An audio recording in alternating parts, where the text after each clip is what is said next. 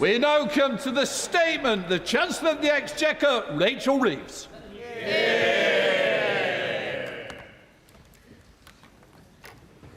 With permission, Mr Speaker, I'll make a statement about the government's preparedness and economic response to the conflict in the Middle East. Let me begin by paying tribute to our armed forces and by expressing my concern and sympathy for the British citizens whose lives have been disrupted by the conflict so far. I understand the anxiety felt by families and businesses during these incredibly uncertain times. And this conflict affects us all, and we must respond to it. As I have demonstrated time and time again, I will take the necessary decisions to help families with the cost of living and protect the public finances. I'm clear-eyed about my response to the current situation.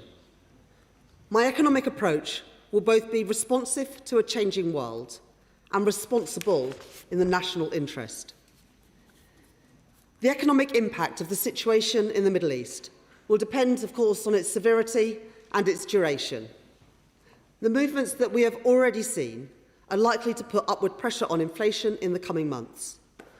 But I also want to confirm to the House that our financial markets are functioning, and I'm in regular touch with the Governor of the Bank of England. This afternoon, I spoke with G7 finance ministers, setting out my priorities for the international cooperation needed. First, calling for immediate de-escalation and a return to the diplomatic process. Second, we must guarantee the security of vessels passing through the Strait of Hormuz. Third, I stand ready to support a coordinated release of collective International Energy Agency oil reserves. And fourth, the UK will play its part as the global hub of maritime insurance. And I am meeting with the Chair of Lloyd's of London later today, where we will discuss how best to support the continued passage of maritime trade. I want to ensure the country that the fundamentals of Britain's economy are strong. Every step that I have taken since the election has built our national resilience, stability in the public finances, investment in infrastructure, in both defence and energy security, and reform to our economy. Last week, I updated the House about our progress in delivering that plan. We have cut inflation so that it is now at 3%, a lower base than at the outset of the Russia-Ukraine conflict. I have prioritised economic growth to drive up living standards, and I have stabilised the public finances. We have already reduced the deficit by £20 billion since last year, from 5.2% to 4.3% of GDP. We are due to reduce borrowing more over the rest of this Parliament and by more than any other G7 economy. And I have increased our financial buffers, confirmed last week by the Office for Budget Responsibility. I know that families and businesses will be concerned about the impact of this conflict on them. And so I want to set out the action we have already taken and will take to protect them. I'm prioritising energy security, investing in clean, homegrown energy. Our contracts for difference are already protecting consumers, ensuring that generators of low-carbon energy pay money back into the system when the wholesale prices are high, shielding bill payers from fossil fuel price shocks. I can confirm to the House that in the coming days we will publish the government's response to the Finkleton review of nuclear regulation to build nuclear power more quickly. Our energy system is now more secure than it was at the outset of the Russia-Ukraine conflict. In 2025, the UK imported 17% less gas than we did in 2021. And while gas generation is estimated to have set the wholesale price of electricity in Britain around 90% of the time in the early 2020s, this has now fallen by around a third. What this means is that we are less reliant on and less exposed to volatile international energy prices than we were at the outset of the Russian-Ukraine conflict, and that is welcome. I recognise the role that North Sea oil and gas will play in our economy for years to come. Last week, I met with North Sea industry leaders to discuss their role in jobs, investment and growth, and in energy supply. The Energy Profits Levy currently remains in place, and the Electricity Generator Levy will also be activated if prices remain at high levels. I have set out the details of our successor regime to the Energy Profits Levy, the Oil and Gas Price Mechanism, balancing providing certainty to business with fairly taxing windfall profits from energy companies. I have also taken direct action on energy bills. Our supercharger discount on business electricity is increasing next month, cutting costs for around 500 of the most energy-intensive businesses by an additional £420 million per year. We are supporting the lowest income families by investing £15 billion in our Warm Homes plan to improve the energy efficiency of people's homes and reduce their bills. And through the Warm Homes discount, taking £150 off bills for 6 million of the lowest income households. That is a doubling of the number of people who will receive the Warm Home discount compared with those plans that the previous government had. That is in addition to the £117 price drop in the price cap that Ofgem have confirmed from next month, thanks to the wider action on bills that I took in the budget.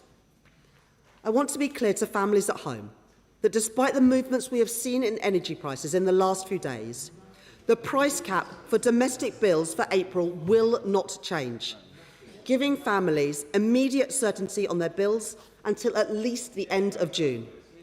However, I recognise that households who use heating oil face unique challenges, and so I have asked the Financial Secretary to the Treasury to lead discussions with officials and with rural and Northern Irish MPs to explore further action that we can take, and those meetings will happen on Wednesday. The current conflict only increases the importance of the action I took at the budget to reduce energy bills.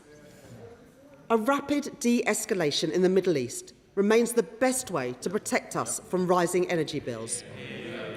But as the situation continues to unfold, my priorities will continue to be helping families with the cost of living and protecting the public finances. I'm also taking action to ensure that people pay the lowest possible price at the pump. In November, I extended the 5p per litre cut in fuel duty for a further 5 months and ensured that fuel duty will not increase in line with inflation this year.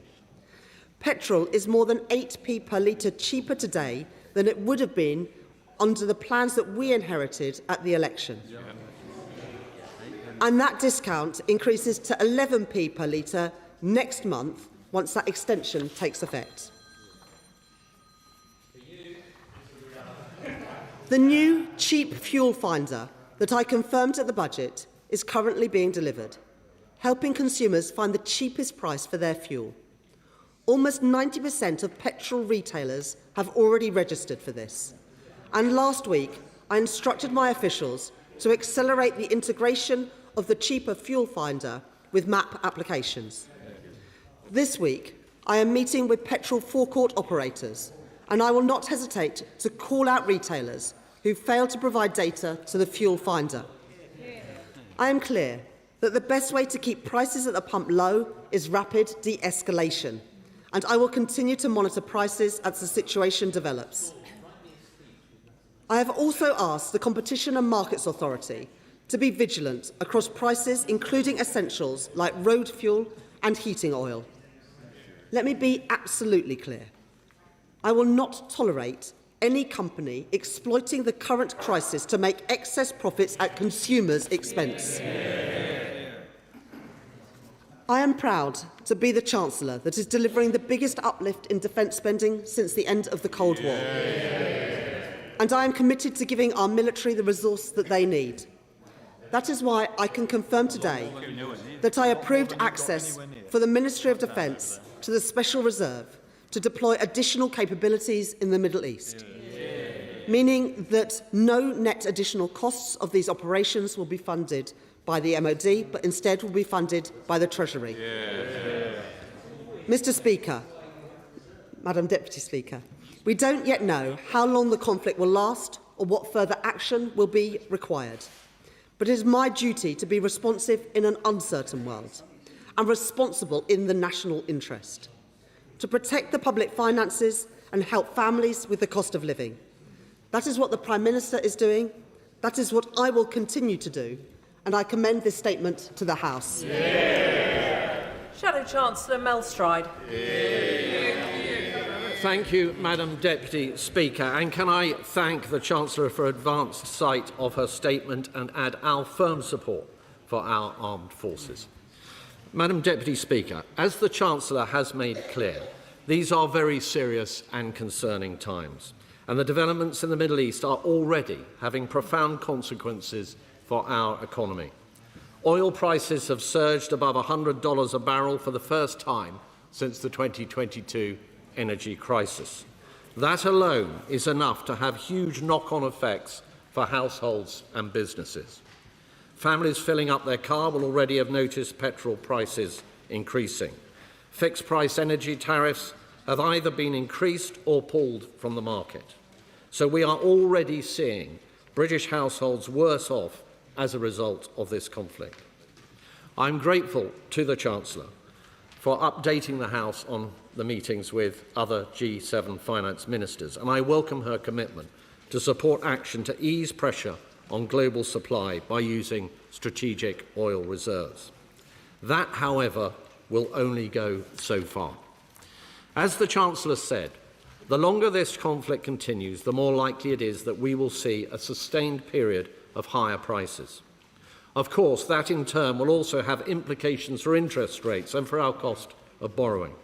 The longer this lasts, the more likely it is that higher inflationary expectations become anchored. If that happens, monetary policy will need to adjust accordingly, which may mean higher mortgages for homeowners who have only just begun to see some relief. And of course, gilt markets have already been responding to these events, which could mean that forecasts we were given just last week from the OBR end up looking very, very different. We must continue to monitor developments closely.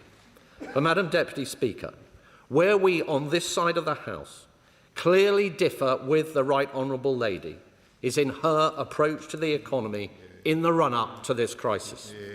Her gross mismanagement has left us far more vulnerable than would otherwise have been the case. Inflation, to which she refers, was bang on target when we left office. But thanks to the Right Honourable Lady's choices, it rose back up to almost 4% last year, the highest in the G7. And inflation remains elevated. That is far from ideal, given the threat of a significant further spike in energy prices. And of course, extraordinarily, the Chancellor has just now reconfirmed that the government will press ahead with a rise in fuel duty later this year. And borrowing is running higher than was forecast when the government took office. We are spending well over $100 billion a year on debt interest alone. That leaves us far more vulnerable to rising borrowing costs. And the government, of course, is continuing to impose ruinously high taxes on our oil and gas sector and choosing to rely on imports instead of maximising our own domestic energy supply. That is proving to be an incredibly short-sighted approach. But as the Right Honourable Lady has just told us, there will be no change in direction. That is the wrong choice. And more broadly, of course, business confidence has hit record lows and unemployment has risen back to pandemic levels. So our economy is weaker as a direct result of this Chancellor. Now, last week, Madam Deputy Speaker, at the spring statement, the Right Honourable Lady had an opportunity to change course, but instead we got no action at all. Just breathtaking self-congratulation and denial. She had a vital opportunity to come to this House with a plan to get the economy growing. But she did not do that, not least because this week government have caved into their own backbenchers, who prefer higher welfare spending over fixing our economy. So today, let me reiterate our offer to support the government if, even at this late stage, and particularly given the gravity of the current global outlook, they do the right thing, show some backbone, and come forward with a proper plan to cut welfare spending and strengthen our economy so we can properly support hard-working families through this difficult time. This is the very least that the British people deserve. Finally, Mr. Speaker, could I ask the Right Honourable Lady, will she urgently reconsider her decision to implement the first increase in fuel duty in 15 years? Likewise, to urgently reconsider her decision to continue with the crippling taxes being imposed on North Sea oil and gas producers. On the Fingleton review on nuclear, can she clarify if the government is accepting all those recommendations as ministers previously committed to do? Can she give further details on what additional economic action is under consideration internationally if the conflict continues? What measures is the government considering to support households in the event of a sustained period of higher prices, and what action is being considered as part of the financial sector's work to support those reliant on heating oil? Are the government tracking the Iranian regime's illegal funding sources to ensure UK financial systems are not facilitating funds that are being used to support repression? And can she confirm that there is sufficient resource available in the Special Reserve so that our brave servicemen and women have the support they deserve? Chancellor of the Exchequer. Thank you, Madam Deputy Speaker, and I thank the Right Honourable Member for his questions. The Government believes that the best way that we can protect families and businesses from this conflict is through de-escalation. And we heard nothing in the Shadow Chancellor's response about what the opposition's view is on de-escalation. We believe that it's important that we get back to the negotiating table and don't escalate this conflict. I'm not that sure that that is the view of the opposition party. But we also know that commitment to greater energy security can help guard against shocks. And after inaction and delay from the Conservatives when they were in government for 14 years, this Labour government is committed to investing and building new nuclear, and that's why we're backing Sizewell C and also small modular reactors, both funded at the spending review, neither funded by the previous government, because this government is backing Britain's energy security. This Labour government is backing the industry of the future, such as carbon capture and storage, funded at the spending review, not funded by the party opposite, because we back Britain's energy security. And through the National Wealth Fund, we are investing in floating offshore wind and in our docks, funded in the spending review, not funded by the party opposite, because we back Britain's energy security. In 14 years, the Tories did nothing. So they failed when we needed new nuclear. They stood by and allowed the loss of gas storage facilities at Rough. They failed to fix the broken planning system to enable us to build renewables. And they had an effective moratorium on onshore wind, which is the cheapest form of energy. We are taking a different approach in the interest of our economy and energy security. On energy bills, I would urge the Right Honourable Gentleman not to scaremonger. The £150 cut to energy bills that I announced in the budget will continue, as confirmed by Ofgem.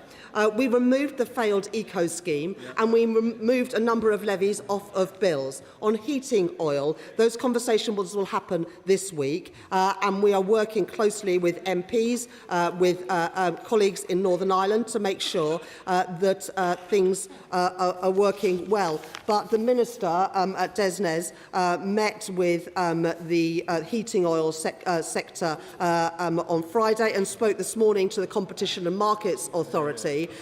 There is not currently a problem with supply, but where members have individual issues around supply, they should make sure they get in contact with Desnes. On fuel duty would have risen by 8p compared to if I had have used the plans that I inherited. And we've had two budgets, both of which all of the parties opposite voted against, which extended that freeze in fuel duty. So it's a little bit rich now to hear the opposition saying that they want to reduce fuel duty when they vote against budgets that froze it.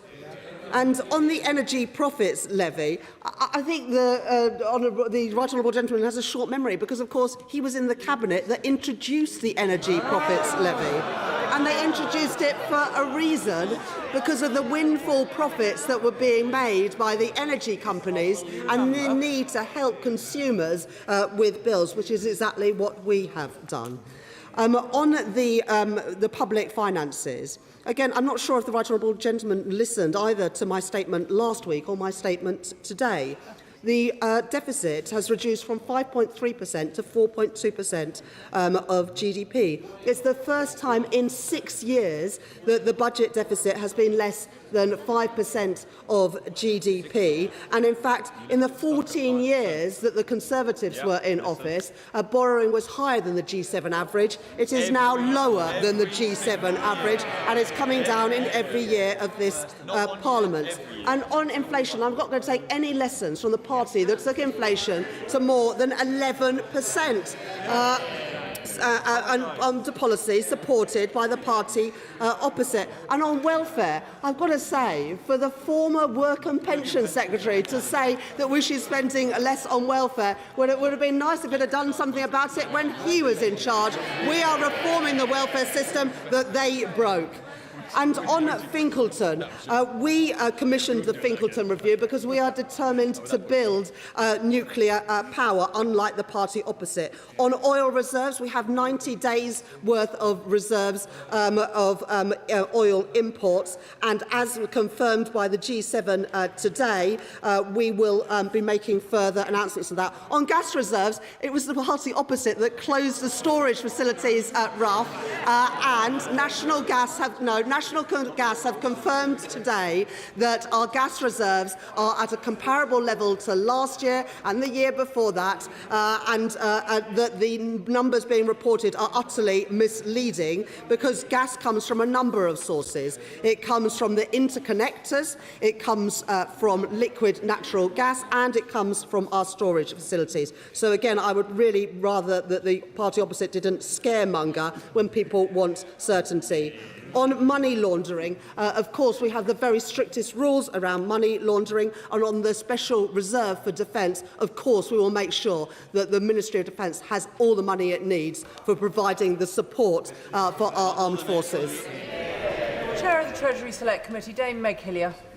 Thank you, Madam Deputy Speaker. Madam Deputy Speaker, my right honourable friend is right to focus on the cost of living and de-escalation in the Middle East. And I'm pleased to hear her confirm again, as she did in her statement, that there is a money for the Ministry of Defence access to the Special Reserve to deploy additional capabilities to the Middle East. Could she give us a figure or a range for how much money the Treasury is providing to the Ministry of Defence to deploy? Chancellor of the Exchequer. It wouldn't be right to disclose that sort of information, but as I said, we will provide all the support that is needed for our operations in the Middle East. Liberal Democrat spokesperson Daisy Cooper. Thank you, Madam Deputy Speaker. I'm grateful to the Chancellor for advance sight of her statement, but the statement does not include a single concrete announcement and in itself won't provide the reassurance that households and small businesses are looking for as they hear reports of energy bills about to escalate. Last week, the Liberal Democrats asked the Chancellor whether she would consider scrapping the planned 1p increase in fuel duty due in September. Could the Chancellor confirm whether that option is still on the table and that it has not been ruled out? Last autumn, we Liberal Democrats called for a new energy security bank to roll out low-interest loans to households and SMEs. We welcomed the government's Warm Homes plan in January, but can the Chancellor confirm that it could be extended from 5 to 10 years, that it will have a greater emphasis on home insulation, and for small businesses, could their investment in energy-saving measures be excluded from business rates calculations?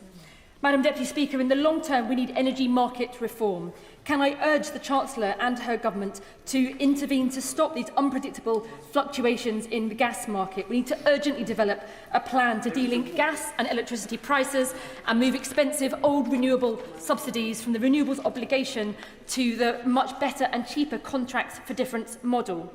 I'm glad that the Chancellor has written to the CMA about keeping an eye on petrol pumps, but last autumn I wrote to the Secretary of State for Business and Trade and asked him to instruct the CMA to investigate bad practices in the energy market affecting hospitality businesses and small businesses as well. The Federation of Small Businesses and UK Hospitality have also asked for this investigation. 6 months on, it still has not happened. Can the Chancellor please confirm that she will speak to the Secretary of State for Business and Development? And finally, Madam Deputy Speaker, on rural homes, we know that off-grid homes rely on oil. They are seeing prices going up already as panic buying spreads. I'm grateful that the Chancellor has indicated there will be a meeting on Wednesday. Could the Chancellor also then confirm that there will be an announcement forthcoming by the end of this week? Thank you. Chancellor.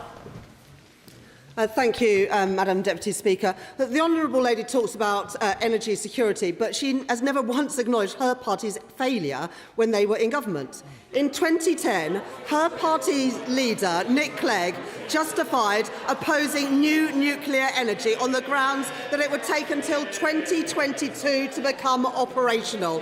Well, 2022 has been and gone, but what is here is another example of Britain paying the high price today for the choices of the parties opposite. On the specific questions that the Honourable Lady asks, on energy bills, we announced at the budget £150 off energy bills. That comes in April, and it continues until June by taking the failed eco-levy that the last government presided on over off of bills. And on heating oil, people on heating oil also use electricity in their homes and also benefit from reductions in their energy bill from April. But as I said, the Financial Secretary to the Treasury will be meeting with the relevant MPs this week. On fuel duty, the Honourable Lady walked with her colleagues again through the lobbies to oppose the budget measures, which included freezing those fuel duties. So it's a little bit rich of her now to say that she wants us to cut fuel duty. On ensuring that homes are properly insulated, at the spending review last year, I announced £15 billion for the Warm Homes Plan, focused on lower-income families. On contracts for difference, the Honourable Lady is absolutely right that the contracts for difference are absolutely crucial in weaning ourselves off imported oil and gas, and we are in a better place because of the auctions and the CFDs that we have been doing, and the energy infrastructure which we've been building and can build because of the Planning Infrastructure Act, which the parties opposite oppose. And finally, on the Competition and Markets Authority, as I said in my statement, they've got an important role in ensuring that markets are functioning properly on heating oil, on petrol forecourts, and for small businesses. And we will make sure that they fulfil that role in making sure that people are not overcharged for the energy that they use. Bill Esterson. Thank you, Madam Deputy Speaker. Can I welcome the Chancellor's commitment to giving us energy security through reducing our dependence on international fossil fuel markets and moving to clean energy instead? Can I also welcome what she said about her support for jobs and investment in the North Sea, and her commitment especially to protecting consumers through the Warm Homes Discount, the Warm Homes Plan, and indeed the commitment she made in the budget to taking £117 off consumer bills. She quite rightly pointed out the dire record of the parties opposite on new nuclear. 14 years where they failed.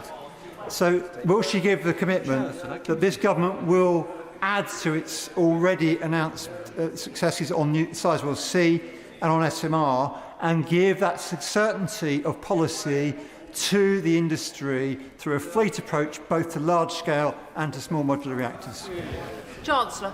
I thank my honourable friend for that question. Already we have signed off commitment to both Sizewell C, a publicly funded nuclear power station, and also small modular reactors, which we will build with Rolls-Royce in North Wales. And the purpose of the Finkleton review is that we can build those quickly and cheaply as the current situation more than ever demands. Sir Jeremy Hunt. Thank you, Madam Deputy Speaker. When I was doing her job, the Treasury rule of thumb was that a 20% increase in energy prices meant 1% more on inflation and 0.5% less on growth. The truth is, it is much too early to know whether she is going to have to find £78 billion to help households with energy bills, as I had to in 2022. But what we do know is that the world is much more dangerous and there are some big problems in our defence budget. I welcome the fact the government is now committed to increasing defence spending to 2.5% of GDP. But nearly 2 years on from when the previous government made the same commitment, it is clear that that is not enough. So will she unblock the arguments between the Treasury and the MOD and outline a timetable whereby defence spending increases to 3% of GDP and we are able to defend our interests in the Middle East and our allies in Europe, as this whole House would wish? Chancellor. Thank the right honourable gentleman for his question. And I think this point about it being too early to tell the impact is really important. Of course, we will take the necessary actions to protect consumers and businesses. But the most important thing we can do at the moment is de-escalate the conflict and work with Lloyd's of London and with countries around the world to get those vessels flowing through the Strait of Hormuz. That is what is absolutely key for containing the rises in energy prices. On defence spending, in his manifesto, they committed to getting to 2.5% by the end of the Parliament. We're going to get to 2.6% by April next year. Then we've made further commitments to 3% and then 3.5%. Obviously, we've got a spending review coming up next year where these decisions will be taken in the round. I'm only planning to run this statement until 5:45, so members and indeed the Chancellor can all help each other by asking very short questions, please. John Grady. I'm obliged, Madam Deputy Speaker. The root cause of this issue in Britain is our excessive reliance on gas. That is why consumers in Glasgow East pay much more for the energy. And the Conservatives had an offshore wind auction with no bids. We had an offshore wind moratorium, and the SNP are against any new nuclear power stations. Would my right honourable friend, the Chancellor of the Exchequer, agree with me that we must double down on nuclear, onshore and offshore wind to attack the root cause of our energy costs? Well, we're building new nuclear in England and we're building new nuclear in Wales. We would love to build new nuclear in Scotland, but that will only be possible with a Labour government in Scotland. On renewables, in auction round 7, we had a very successful auction, and auction round 8 will take place later this year.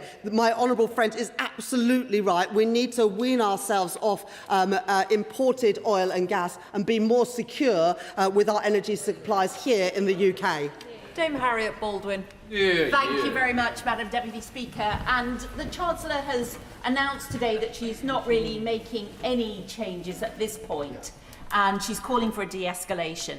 But what would she say to my rural constituent who has heating oil and who has a virtually empty tank after a long winter and now is facing a 100% increase in the cost of that heating oil? I didn't hear anything that would help that particular constituent. As the former Chancellor says, it is too early to know the impact of this, and the key thing is de-escalation and getting vessels flowing through the Strait of Hormuz. And she would have heard what I said about heating oil, that is uniquely affected. People who use heating oil will get the benefits on their electricity bills, but I would urge her to attend the meeting to put the case of her constituent with the Financial Secretary to the Treasury on Wednesday.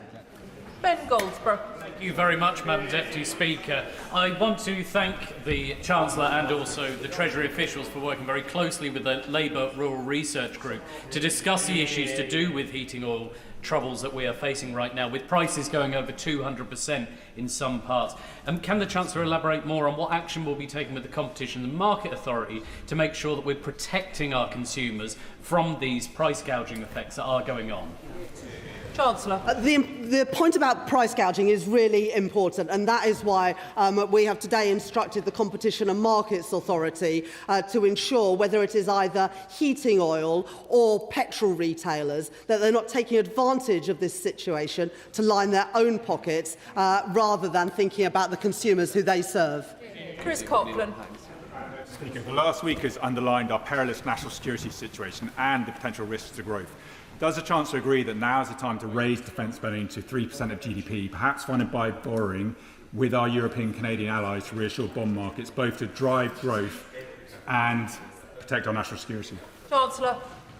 I've got huge respect for the honourable gentleman who's on the Treasury Select Committee, but his party has opposed every increase in taxes that we have brought in to be able to better fund our public services, including higher defence spending. And, you know, like me, he will look at what's happening in financial markets.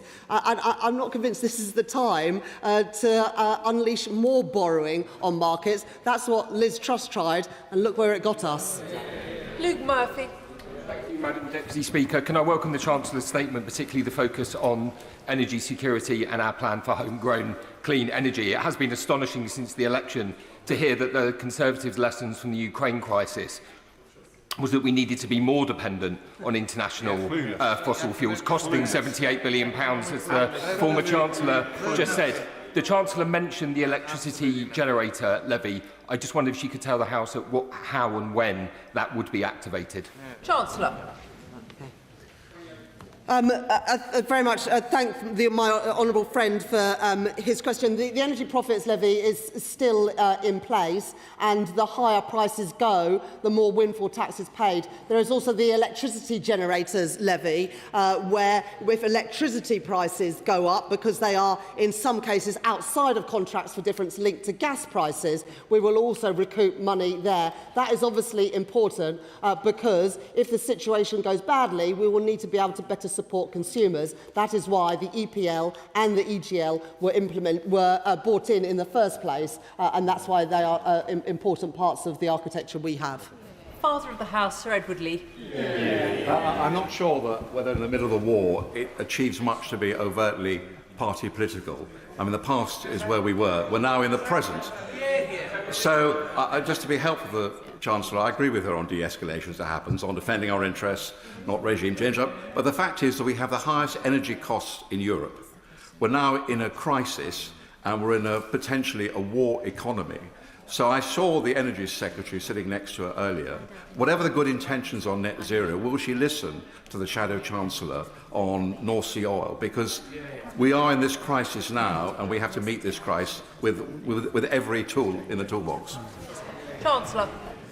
I thank the honourable gentleman for that question, and he's absolutely right. The best way to reduce prices for businesses and families in all of our constituencies is to de-escalate and ensure that vessels can get through the Strait of Hormuz, and that is our focus. But what this crisis, as well as Russia's illegal invasion of Ukraine, shows us is that we have got to wean ourselves off oil and gas. We are better placed now than we were when Russia invaded Ukraine, because we get more of our electricity through contracts for difference than we did then, and we are less reliant on gas prices to set our overall energy prices. But this shows that we need to do more to invest in both nuclear and in homegrown renewables, so we are not so reliant on imports. But as I said in my statement, I met with the North Sea oil and gas leaders last week to talk about how we can support them during this time to make sure that we have access to the reserves that we need.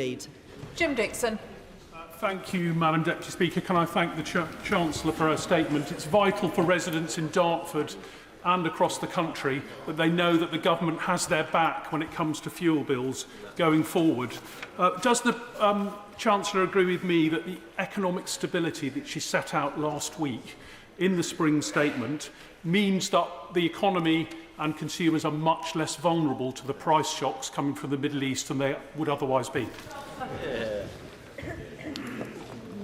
We are in a better position than we were when Russia invaded Ukraine for two reasons. First of all, because of our macroeconomic situation. For the first time since 2019, our deficit is below 5% of GDP. It came down by 1 percentage point of GDP just this year, and the OBR forecasts that it falls in every year, which gives us a bit more of a buffer. And of course, I set out how the headroom against the fiscal rules, both the stability rule and the investment rule, had increased at the spring forecast compared to the budget. But the other way in which we are better prepared is that more of our electricity comes from contracts for difference, which are not linked to the volatile and rising gas prices. That means that bills will be less affected. But just come back to the point, it is de-escalation that will have the most impact on my honourable friend's constituents in Dartford and elsewhere in getting their bills down. Kirsty Blackman. Families are already struggling with the ongoing cost of living crisis, and the Chancellor has failed to bring down energy bills in the way that was promised in the manifesto.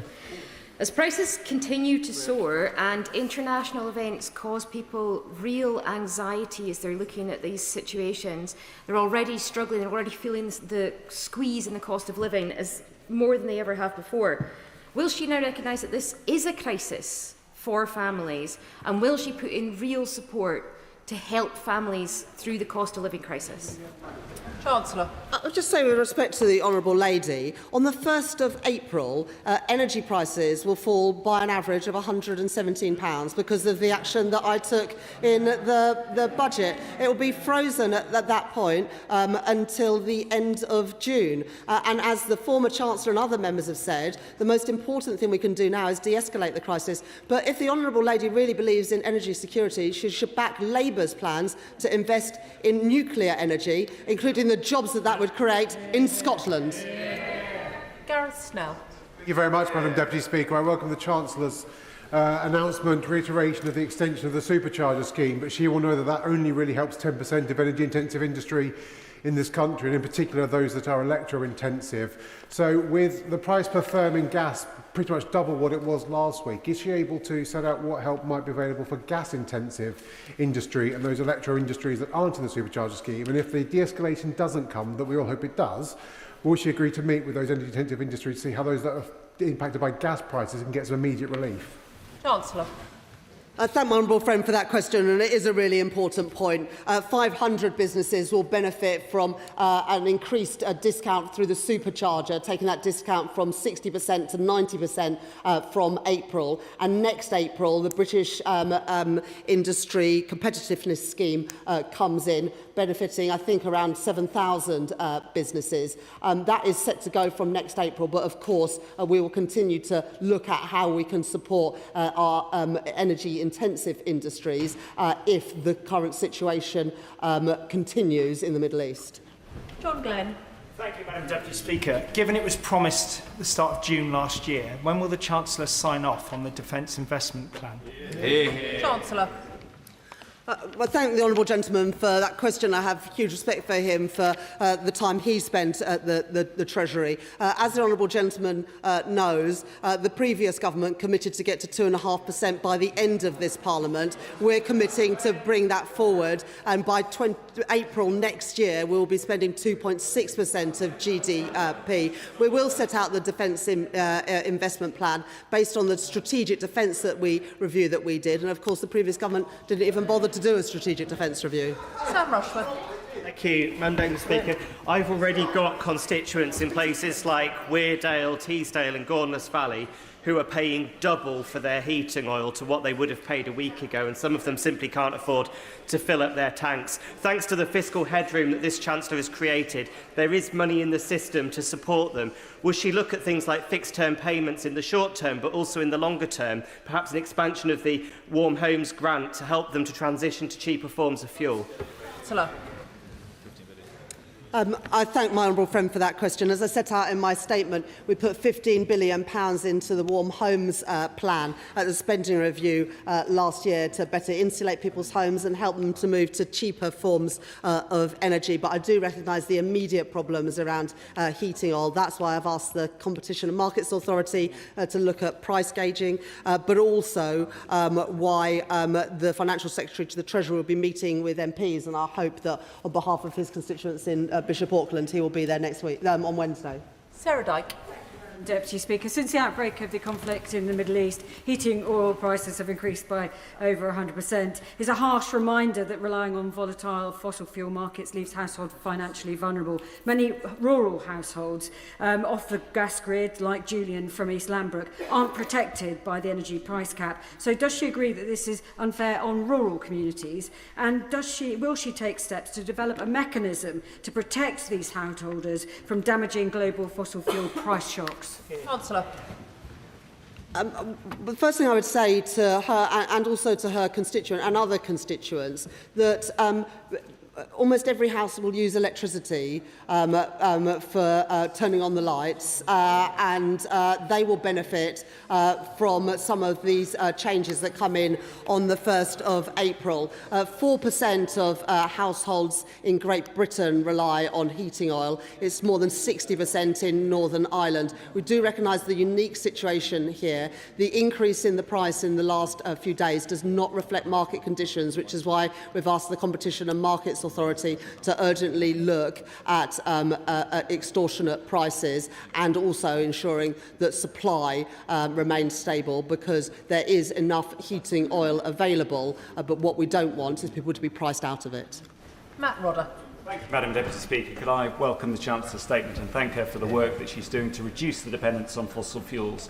Could she say a little bit more about the long-term work she's doing to increase grid capacity and to change the planning system to help invest in new nuclear and in solar? Chancellor. I thank my honourable friend for that question. We made changes to the National Policy Planning Framework just a few days into this government, and at the end of last year we passed the Planning and Infrastructure Act, which makes it easier to build a whole range of infrastructure, from housing to data centres and, crucially, to energy infrastructure. The Planning and Infrastructure Act was opposed by the parties opposite. They need to explain why they're against building the grid connections that will help us to benefit from cheaper energy. Martin Vickers. Thank you, Madam Deputy Speaker. I agree with the Chancellor that de-escalation is desirable, but the fact is this conflict is likely to go on for many months. And she talks about reducing our reliance on fossil fuels. I can agree with that, but businesses are operating in the here and now. Exactly. And they want some reassurance that the medium-sized business, forget the 500 that are going to benefit from the supercharger. What message can she give to the medium-sized businesses who are very concerned and are currently having to lay off staff? Chancellor.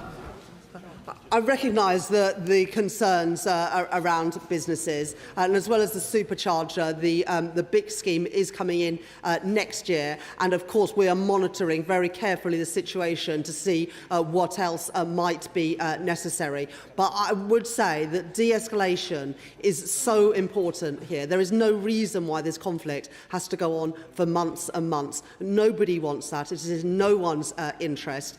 We need to quickly get vessels flowing through the Straits of Hormuz. That is why I'm meeting with Lloyd's of London later today to work through what insurance products can be introduced. And it's why on the G7 finance ministers' call this afternoon, we talked about how we can guarantee the safety of vessels flowing through that strait. Karen Moon. Whereas, Madam Deputy Speaker, tens of thousands of homes across Cornwall are still totally reliant on heating oil. So I'm delighted that the Chancellor has confirmed that the Chief Secretary of State's Treasury will be meeting rural MPs who are disproportionately affected by the crisis. But does she agree with me that in order to accelerate away from a fossil-fuelled economy, the British Business Bank, National Wealth Fund and GB Energy need to take a more dynamic attitude to risk when supporting renewable energy projects? I thank my honourable friend for that question, and can I also thank the rural group of Labour MPs for contacting me over the weekend with their stories and their suggestions, and that is why the Financial Secretary to the Treasurer have been meeting with MPs on Wednesday this week. In terms of the National Wealth Fund and the British Business Bank, they're already investing heavily in renewables, and we increased their budget to be able to do so. I also recognise that there are important opportunities in Cornwall, not just the South Crofty tin mine in his constituency, but other energy projects, including geothermal energy. And I've asked the National Wealth Fund to look again at those opportunities. Robert Jenrick. The British people are being clobbered. She could have come here today and scrapped her hike in fuel duty. She could have come here today and ended the insanity and got drilling again in the North Sea. Instead, she offered nothing. Absolutely nothing. This crisis deserves a proper response. When will she finally understand that for now at least she is the Chancellor, not just a bystander? Chancellor. Cuts in freezing fuel duty, Reform opposed it. The Energy Profits Levy, he introduced it when he was in the Conservative government, so I'll take no lectures for him, and the Tory Tribute Act sitting up there. Talk Will Crichton. Thank you, Madam Deputy Speaker. Can I thank the Chancellor for his statement, for her support for the armed forces and for acknowledging the anxiety of constituents abroad. Closer to home, in fact at home, half of my constituents in the Hill and Near outside the town of Strawley rely on heating oil to heat their homes. They face great uncertainty, no guarantee of delivery, no guarantee of price on delivery. I hear what money-saving expert Martin Lewis hears, fears of price gouging and price rises. So I welcome Treasury talks and I hope that they will lead to further scrutiny and regulation of this unregulated industry. Otherwise, I will have to introduce the Chief Financial Secretary of the Treasury to the old Lewis tradition of cutting peat for winter fuel. Chancellor. I thank my honourable friend for his question and recognise that his constituency, more than most, will be affected by worries around delivery and price of heating oil. That's why I've instructed the Competition and Markets Authority to look at price gauging, and it's also why the Financial Secretary to the Treasury will be meeting with my honourable friend and other concerned MPs on Wednesday this week. Tom Tugendhat. Thank you, Madam Deputy Speaker. May I ask the Chancellor, looking forward at the decisions she's making on the strategic reserve being used for defence, will that include the availability for the Royal Navy to prepare warships to go to sea? Clearly, there has been rumour over the last few days that one of the reasons why one of Her Majesty's ships, or His Majesty's ships, sorry, forgive me, is not ready for sea is because the contracts are working 9 to 5. Will she be able to fund this properly so that all ships are available as quickly as possible? Chancellor.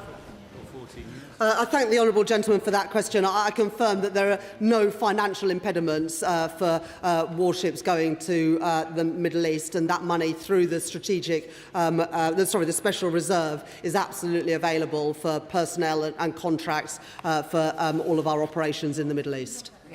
Alex Baker.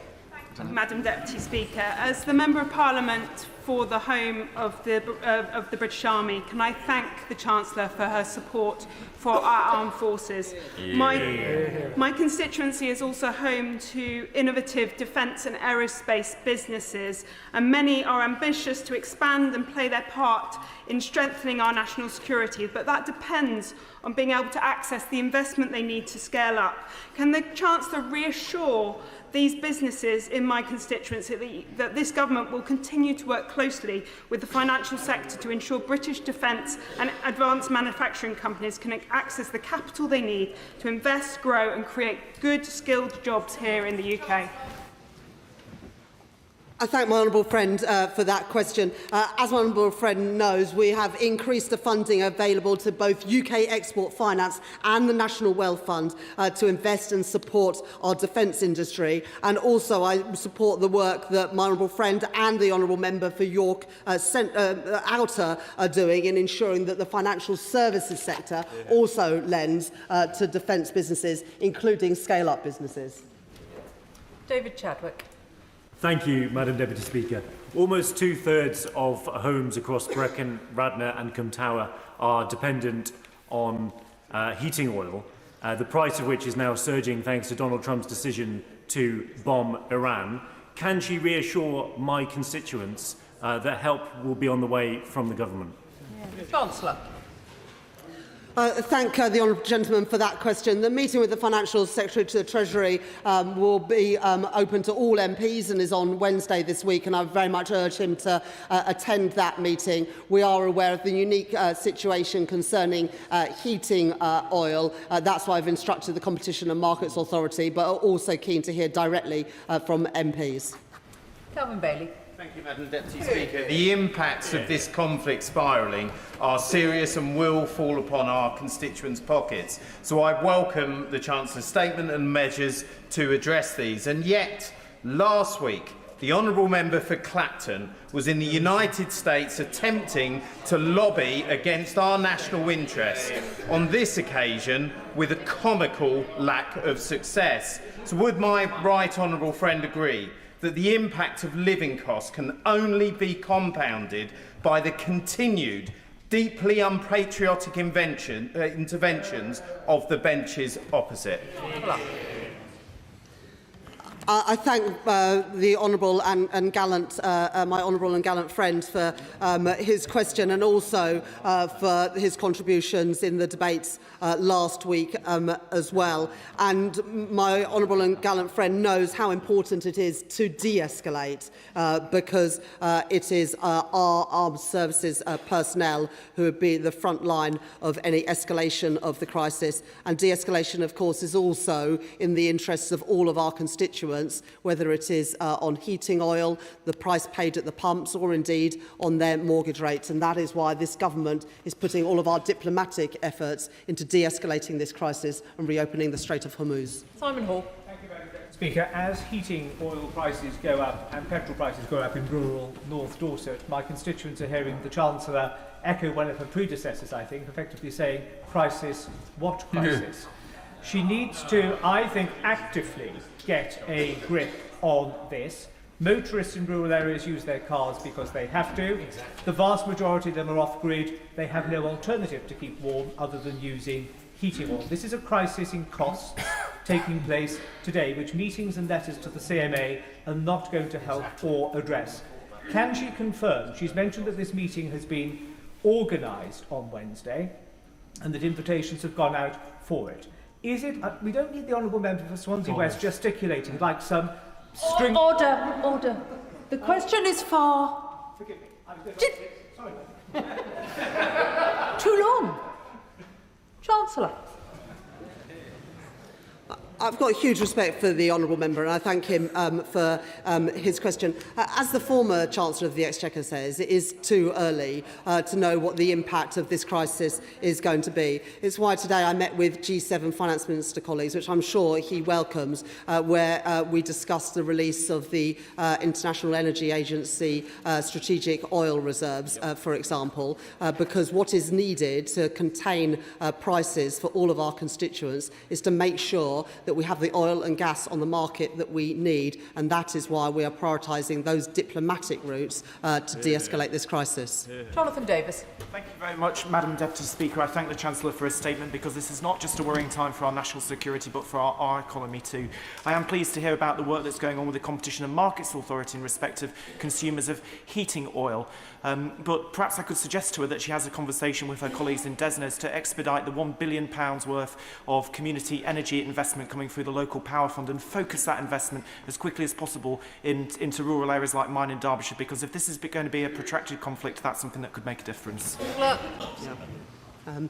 I thank my honourable friend for that question, and I put in £1 billion for the Community Investment Fund in local energy schemes in the spending review last year to make sure that communities are more self-reliant for their basic energy needs. That is a lesson from Russia's invasion of Ukraine, and it is also the lesson of this conflict in the Middle East, that we need to be more resilient, more secure as an economy, and that is exactly what we are doing. Ellie Chowns. Thank you, Madam Deputy Speaker. The Iran crisis highlights the urgent need to speed up the UK's energy system transition to clean, green, cheap renewables and energy efficiency. Now, the last time that energy prices went through the roof due to illegal international aggression in 2022, normal people paid the price while huge energy giants raked in billions of pounds in windfall profits. So will the Chancellor guarantee that in responding to this crisis now, she'll do everything possible to protect ordinary households and ensure that no energy company makes profits from this war? I thank the Honourable Lady for that question. Well, the reason why we have the Energy Profits Levy and also the Electricity Generators Levy is to ensure just that. But if the Honourable Lady is really serious about energy security and investing in low-carbon energy, I really don't understand why her party opposes the planning reform so we can build the grid infrastructure and opposes both small modular reactors and also new nuclear in Suffolk. All of those things add to our energy security and reduce our reliance on fossil fuels. Why do the Greens oppose it? Tom Hayes. Thank you, Madam Deputy Speaker. I respect the Conservatives opposite, who are calling for de-escalation, but they need to have a word with their leader, who wanted to sign Britain up to a war of choice with changing goals and no clear timescales, thereby contributing to the chaos and the worsening cost of living crisis. The Chancellor has a plan and we're seeing inflation, interest rates and government borrowing falling as a result. Will she commit to keeping to that plan, to keep bringing down borrowing so that the country can live more within its means and get rid of the awful inheritance left by the Conservatives? Yeah. Yes, last week's spring forecast from the Office for Budget Responsibility showed inflation coming down, borrowing coming down and debt coming down. Our economy is fundamentally strong, but we all need to see a de-escalation of this conflict and the reopening of the Strait of Hormuz to ensure that our constituents continue to benefit from falling energy bills and falling interest rates. And that is why we're so focused on the diplomatic efforts. Sir Oliver Dowden. As the Chancellor has repeatedly said, at the root of the current economic crisis lies the closure of the Straits of Hormuz. So what conversations has the government had with the Trump administration, both about insurance, but more importantly, about deploying UK military assets to secure the reopening of the Straits? And would she agree with me that a more robust approach might reassure our friends and allies in the Gulf who invest so much in the United Kingdom and where our presence has been noted in its absence? I thank the honourable gentleman for that question. There are two things that are needed to reopen or effectively reopen the Strait. The first is security for vessels passing through it, and that will require a cross-country action involving, of course, the US, but also the UK, France, and we all stand ready to do that. And that was one of the things that we discussed on our G7 finance ministers call today. But once that is provided, we also need to make sure that there are appropriate insurance products in place. We're working again with Lloyds and with the US administration. We are the global leader in maritime insurance, and so we've got an important role to play to ensure that those vessels are properly insured once they do start to move again. Josh Newbury. Thank you, Madam Deputy Speaker. The Chancellor has taken decisive action to bring down energy bills, but as she noted, those who rely on heating oil are often the most exposed to sudden price shocks. Even in my fairly urban constituency, there are hundreds of households in this position, and some have been in touch with me because the cost of heating oil has doubled in a week due to the effect of the Iran conflict. So as the Chancellor works to shield the British public from the economic fallout, will she make sure households on heating oil are protected from the shocking increases we're currently seeing? It is important that the players in the heating oil sector behave responsibly and do not seek to profiteer from this current conflict because it is their customers who will lose out, which is why we've instructed the Competition and Markets Authority to guard against that price gorging. I know that he will attend the meeting with the Financial Secretary to the Treasury on Wednesday to make those representations, but the best thing that we can do is to de-escalate and get those vessels flowing to get that oil and gas moving. Helen Morgan. much, Madam Deputy Speaker. 1 in 3 households in North Shropshire are dependent on heating oil, and I declare an interest because mine is one of them. People have been in contact with me since last week, concerned about the rapid escalation of heating oil costs. I welcome the Chancellor's announcement that she recognises that problem and wants to act on it. Can she outline in more detail what kind of remedy she's envisaging and how soon we might be able to see it put in place? Chancellor. I said in my statement that despite what we did in the budget last year to take £150 off domestic energy bills, there is a unique situation with regard to heating oil. That's why I was pleased to receive representations over the weekend on it. The Treasury are working through those proposals, and it's why the Financial Secretary to the Treasury will meet with MPs this week. But the reason why prices are going up is because of the challenges in getting oil and gas out of the Middle East. That's why it's so important to de-escalate, but it is wrong for anyone to profiteer off the back of this crisis. Luke Charters. Thank you, Madam Deputy Speaker. Many of my constituents stranded in the Middle East have been left out of pocket because of their travel insurance, and in my view as a former regulator, they have overly broad exclusion terms in those policies. So would my right honourable friend update the House on her meetings with the insurance sector, the FCA and consumer groups, and would she agree for the City Ministers to meet me to discuss this? Chancellor.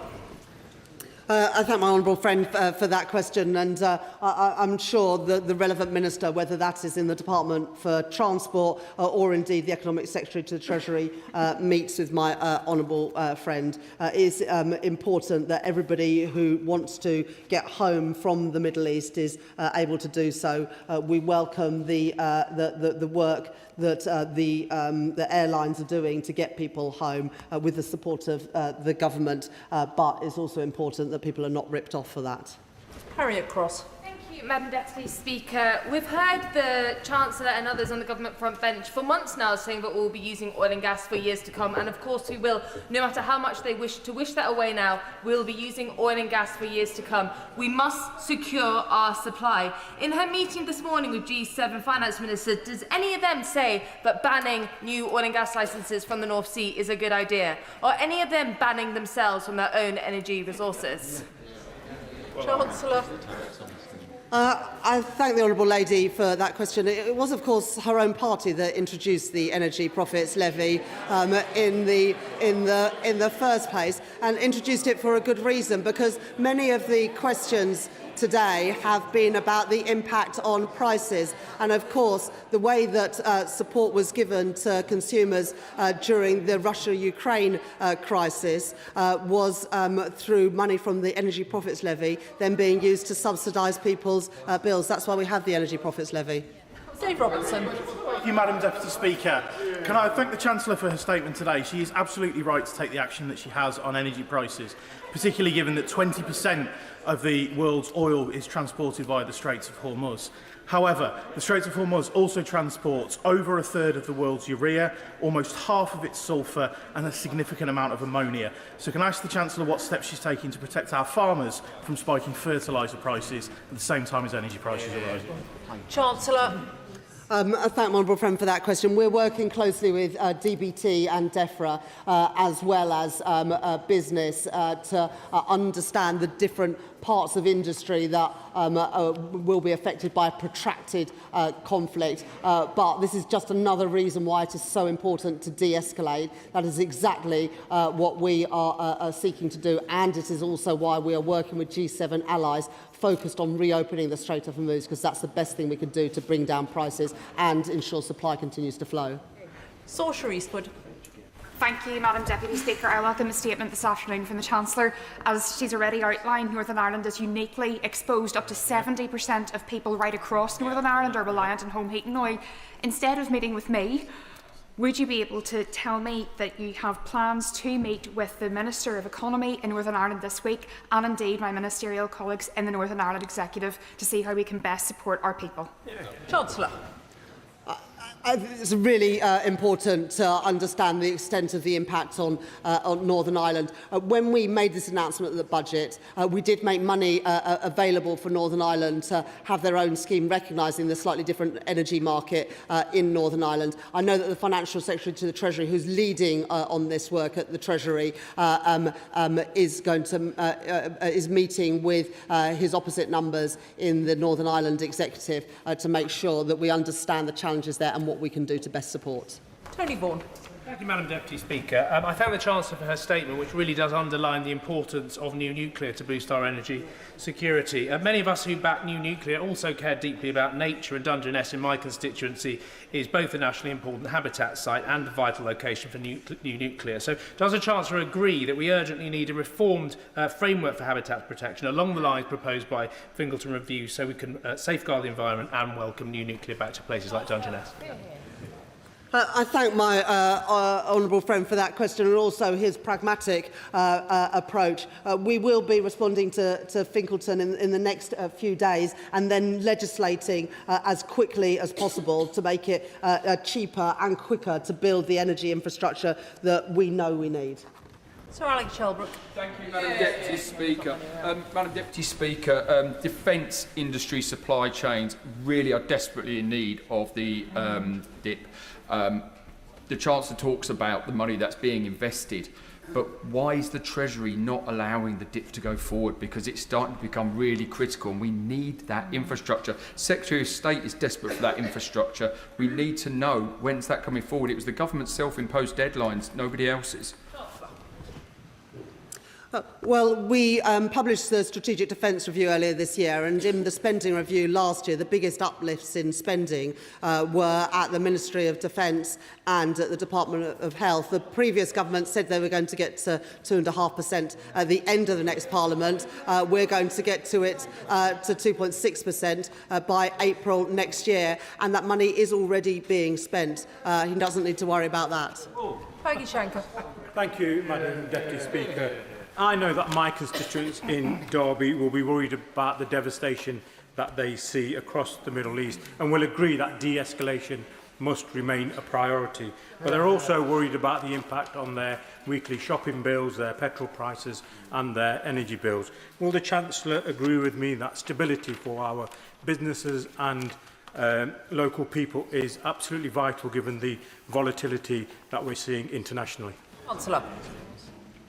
I thank my honourable friend for that question. That's why I'm pleased that since I became Chancellor, the Bank of England have cut interest rates 6 times, why we were able to take £150 off of energy bills and also freeze prescription charges and rail fares. And of course, in my honourable friend's constituency, you have Rolls-Royce, who will benefit both from small modular reactors and also the increased defence spending that is already going in.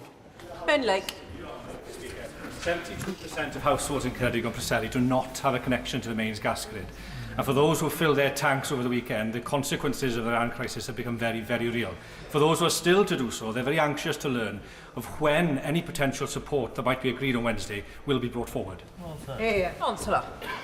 I recognise that there are significant challenges in some areas of Wales, as indeed there is in Northern Ireland, and I very much encourage the honourable gentleman to attend the meeting with the Financial Secretary to Treasury. We have already had representations over the weekend about what is needed, but I want MPs from all parties to be able to contribute to that. But the best way to reduce prices is getting that oil and gas flowing again, which is why it's so important to have both a military solution to get the Strait of Hormuz open, but also an insurance solution, which is what I'm working very closely on at the moment.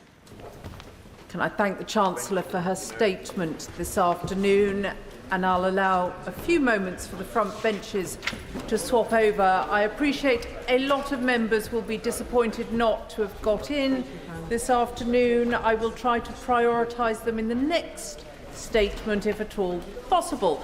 Which brings us to a statement from the Secretary of State for Defence.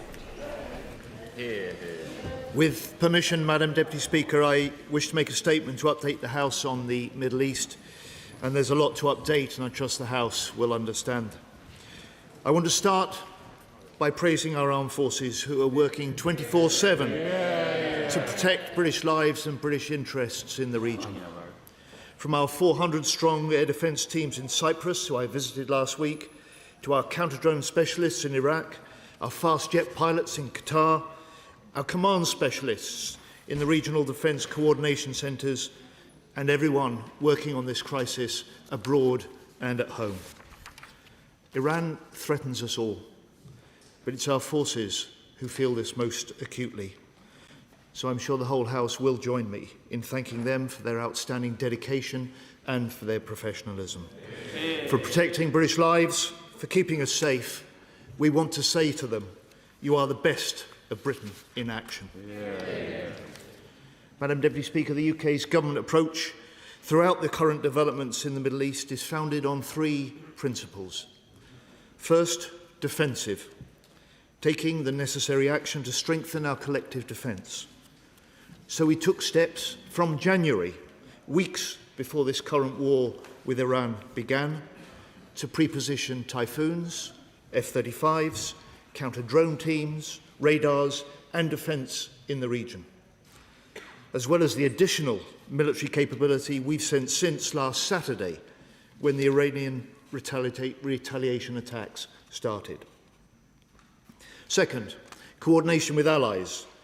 We do not work alone, so we're leading and coordinating our response with NATO allies and other partners, including the US, E5 nations and the Gulf states.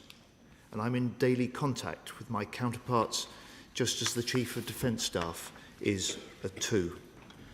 And third, Madam Deputy Speaker, our third principle is legal. We must have a legal basis for our decisions that allows ministers to make sound choices. It allows our military to operate with the fullest confidence. And our UK action is grounded in these principles to protect British people, protect British bases, to protect British allies. Now, Madam Deputy Speaker, in the last week, we've seen Iran lashing out with dangerous, indiscriminate and reckless strikes.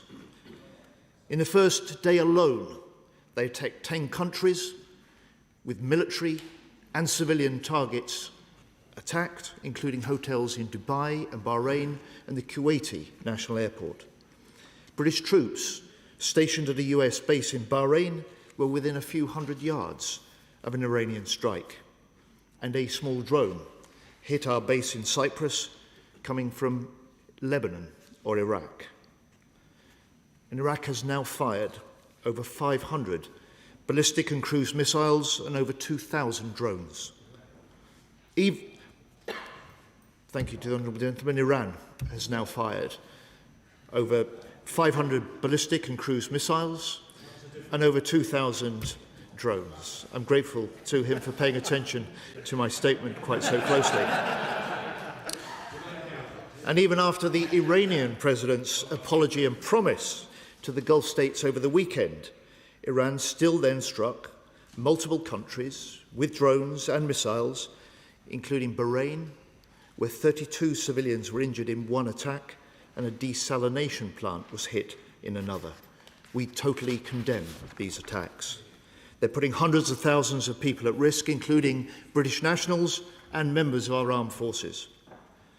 But, Madam Deputy Speaker, while Iran's current indiscriminate strikes began last Saturday, this Iranian regime has for decades been a source of evil, exporting violence across the Middle East and beyond. It supplied nearly 60,000 Shahid drones to Putin for Russia's illegal invasion of Ukraine. Here in the UK, they conduct aggressive cyber attacks against us and have plotted assassination on Britain's streets. The Iranian regime is a destructive force which has slaughtered protesters in its own streets and inflicts terrible suffering, especially against its own people. We want to see Iran stop their strikes, give up their nuclear ambitions and restart the negotiations. And as Defence Secretary, my number one priority is protecting British people, military and civilian alike. Since January, we've moved significant military assets into the region ahead of those first US-Israeli strikes. And those preparations made a real difference. It meant we've conducted defensive military operations from day one. Our F-35s destroying Iranian drones over Jordan. Our Typhoons shooting down targets heading to Qatar. Our counter-drone units defeating further attacks against coalition bases in Iraq. We acted early to protect British people and British interests and to support our allies. And as the Iranian response became clear from last weekend, we adapted our actions to the changing circumstances, driven at all times by military advice. So that's why we agreed a new US request for the use of British bases at RAF Fairford and Diego Garcia last Sunday. And that's why I committed further resources to the region last week, including 4 extra Typhoons, 3 Wildcat helicopters, a Merlin helicopter and HMS Dragon. And I can confirm today that Dragon will set sail in the next couple of days. And I want to personally thank all those who are working tirelessly, some 22 hours a day, to get that ship ready. HMS Dragon will join US air defence destroyers to provide additional protection in the eastern Mediterranean. And Madam Deputy Speaker, let me also provide the House with the following operational update from last night. The UK is now conducting defensive air sorties in support of the UAE. Typhoons successfully took out 2 drones, one over Jordan, the second heading to Bahrain. The third Wildcat has now arrived in Cyprus, and we've now deployed additional RAF operations experts in more than 5 countries in the region, helping coordinate regional military and civilian airspace. And the fragments of that drone that hit Akrotiri are being analysed for foreign military hardware by our experts at DSTL. British pilots have now racked up over 230 flying hours. We have 8 jets in Qatar, including our joint Qatari-British squadron, who are flying in support of regional allies, and we have more jets in Cyprus than any other nation. And I visited our 400-strong air defence teams at our base in Cyprus on Thursday last week. They're there in addition to the 4,000 personnel regularly stationed on the island. I was subjected to the daily air sirens that they face. I saw the impact that Iranian proxy drone had caused, and I asked the Commander of British Forces, General Tom Buick, "Do you need anything more from us back in Britain?" And he said to me, "No, I've been given everything I have asked for." The UK is leading this response to Iranian threats in close coordination with our allies. And Cyprus's head of the National Guard told me last week, our military cooperation has never been closer. And our support is backed up by our NATO allies, including the US, France, Greece and Germany, something I discussed with E5 defence ministers last week. And I can also confirm to the House that having given the US the go-ahead to use British bases for specific defensive operations into Iran last Sunday, the first US bomber landed at RAF Fairford on Friday. And as the Prime Minister has set out, this activity is part of, I quote, the collective self-defence of long-standing friends and allies and protecting British lives. It is in accordance with international law. These missions are to destroy Iranian missiles at source. And Madam Deputy Speaker, we are deeply concerned about escalation in Lebanon. Hezbollah is a dangerous terror organisation tied to the regime in Iran. It must cease these attacks against Israel. But we do not want to see Israel expand this conflict further into Lebanon. More than 400 have already been killed and 500,000 displaced by recent Israeli operations. The solution to these problems, to this conflict, must be guided by the Lebanese people and the Lebanese government. And we urge de-escalation and the return to a negotiated process. Now, I know, moving beyond defence, that many of us as MPs have constituents with friends and family that are caught in the region, worried for the safety of their loved ones. And my right honourable friend, the Foreign Secretary, and the FCDO teams are working as fast as possible to get our people out of the region. 3 chartered flights have now taken off, with more to come this week. More than 170,000 people have registered their presence, which has allowed us to get them information and support and advice that they need. More than 37,000 British nationals have been evacuated since the start of the crisis response, and as the Prime Minister said last week, we will not stop until our people are safe. Madam Deputy Speaker, these are deeply uncertain times. While we deal with the immediate crisis in the Middle East, we must also maintain our strong support for Ukraine, deter increasing threats in the High North, fulfil our NATO commitments, and ensure our homeland is protected. Our adversaries are watching. We must manage rising demands on defence, balancing resources to best effect. And we must also deal with the cost of living impact this conflict could cause, just as my right honourable friend, the Chancellor, has set out in her statement. I'm proud of the UK's response, acting at all times in our national interest. We will defend our allies, we will support our armed forces, we will do everything necessary to protect British lives and British interests, to make Britain secure at home and strong abroad. I commend Shadow Secretary of State, James. Thank you, Madam Deputy Speaker, and can I thank the Secretary of State for advance sight of his statement and the briefing I received from his officials this morning.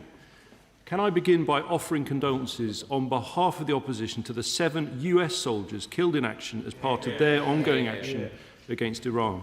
I join the Secretary of State in utterly condemning Iran's indiscriminate attacks across the region and in expressing my gratitude and that of the opposition to all our brilliant, brave service personnel and their families who are stationed out there.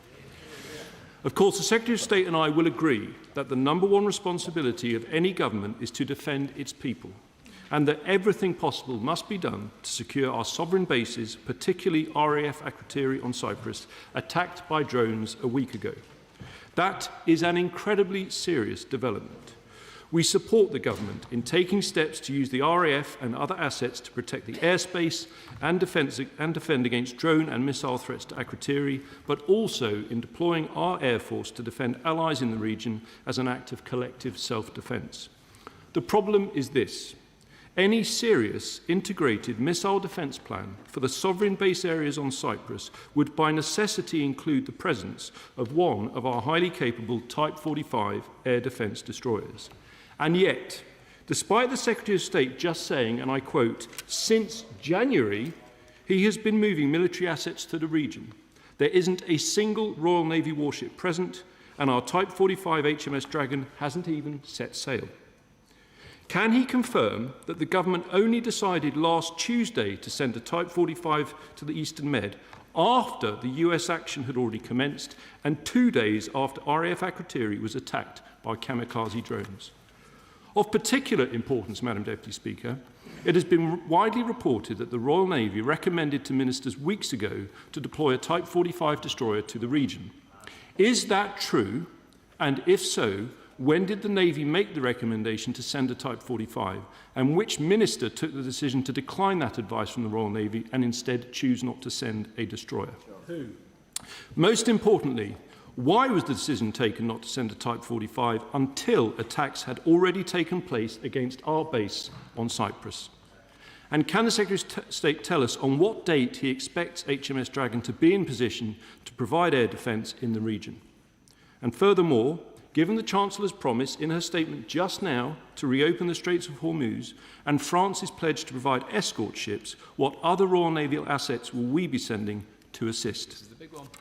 Madam Deputy Speaker, it was on the 19th of February that the BBC reported that the United Kingdom would not allow the United States to use its bases to launch an attack on Iran.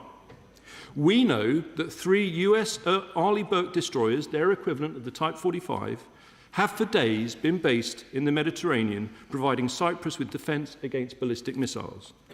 Doesn't this mean that until the Prime Minister's U-turn a week ago, that this Labour government were displaying the most extraordinary double standards to our closest military ally, on the one hand denying the US the use of our bases, whilst on the other relying on them to protect ours? Exactly. One of the bases in question is Diego Garcia, Madam Deputy Speaker, absolutely critical for launching US heavy bombers. Now, it's bad enough for the Prime Minister to be U-turning over permission to use Diego Garcia whilst it is still our sovereign territory. How much worse will the situation be once we've started paying billions for the pleasure of Mauritius, a close ally of China, to have a say on whether such action complies with international law? So isn't it the case that when it comes to the Prime Minister's next and 17th U-turn, the best thing he could do is to scrap his crazy Chagos deal and spend every penny on the British Armed Forces? But this isn't just about the future of Diego Garcia. Last week, the Cypriot Foreign Minister said, and I quote, "There are questions about the future of the UK's military bases on the island." Isn't the reality that Greece, France and Spain are all sending ships, and that Labour's failure to deploy the Royal Navy to the Eastern Mediterranean has completely undermined our international standing, not just in the eyes of our many allies in the Middle East, but also in the eyes of those who can now exploit such weakness? So can the Secretary of State give his cast iron guarantee that UK sovereignty of our bases on Cyprus is not up for negotiation? Madam Deputy Speaker, of course, it's not just HMS Dragon that everyone is waiting for. At a time of war on multiple fronts, we've now been waiting months and months for the government to publish its long overdue defence investment plan. I cannot emphasise how serious this is. Britain urgently needs to rearm. It was right that we gave a huge amount of munitions to support Ukraine, but that has made our need to rearm even more pressing. Correct. So when exactly is the government going to publish the defence investment plan? Can the Secretary of State at least say if it will be published before local election purdah commences? That is a key question. Finally, isn't there a simple reason why there's no defence investment plan? And isn't it the same reason that for the first time in almost half a century there are no Royal Navy warships in the Middle East? Because when it comes to defence spending, this government has prioritised welfare over rearmament. Yes. They've chosen to spend billions more on benefits rather than strengthening our defence in a dangerous world. So, Madam Deputy Speaker, after all the Prime Minister's dither and delay, U-turns and weakness, will the Secretary of State finally demand from his Chancellor what we all know our armed forces need, a properly funded plan to get to 3% on defence this Parliament? Secretary of State. Well, let me start by recognising the fact that he supports the steps that we've taken to put UK defence capabilities into the Middle Eastern region, that his recognition and support for the fact we did this in advance of the current crisis, and these capabilities and our coordination of them have been alongside US allies and have been purely defensive in nature. We have been doing what Britain can best contribute to the protection of British interests, British personnel, British bases and British allies in the region. He asks me about Dragon. Well, we've been building up that significant military presence in the Middle East since January, which he, for the first time, has recognised and welcomed. It is totally right that as circumstances change, so should our military posture. He asks me when this option of Dragon was first put to ministers. As the Chief of the Defence Staff said on the BBC on Saturday, he looked at the proposals for Dragon being deployed to the Middle East on Tuesday last week, and I signed them off the same day. And I say to the right honourable gentleman, if he is unhappy about the state of the British Navy, he should take a hard look at his government's own record. Over 14 years, they hollowed out and underfunded our forces. They cut £12 billion from the defence budget in their first 5 years. Total frigate and destroyer numbers were cut from 23 to 17. And in 14 years in government, they didn't order a single new destroyer.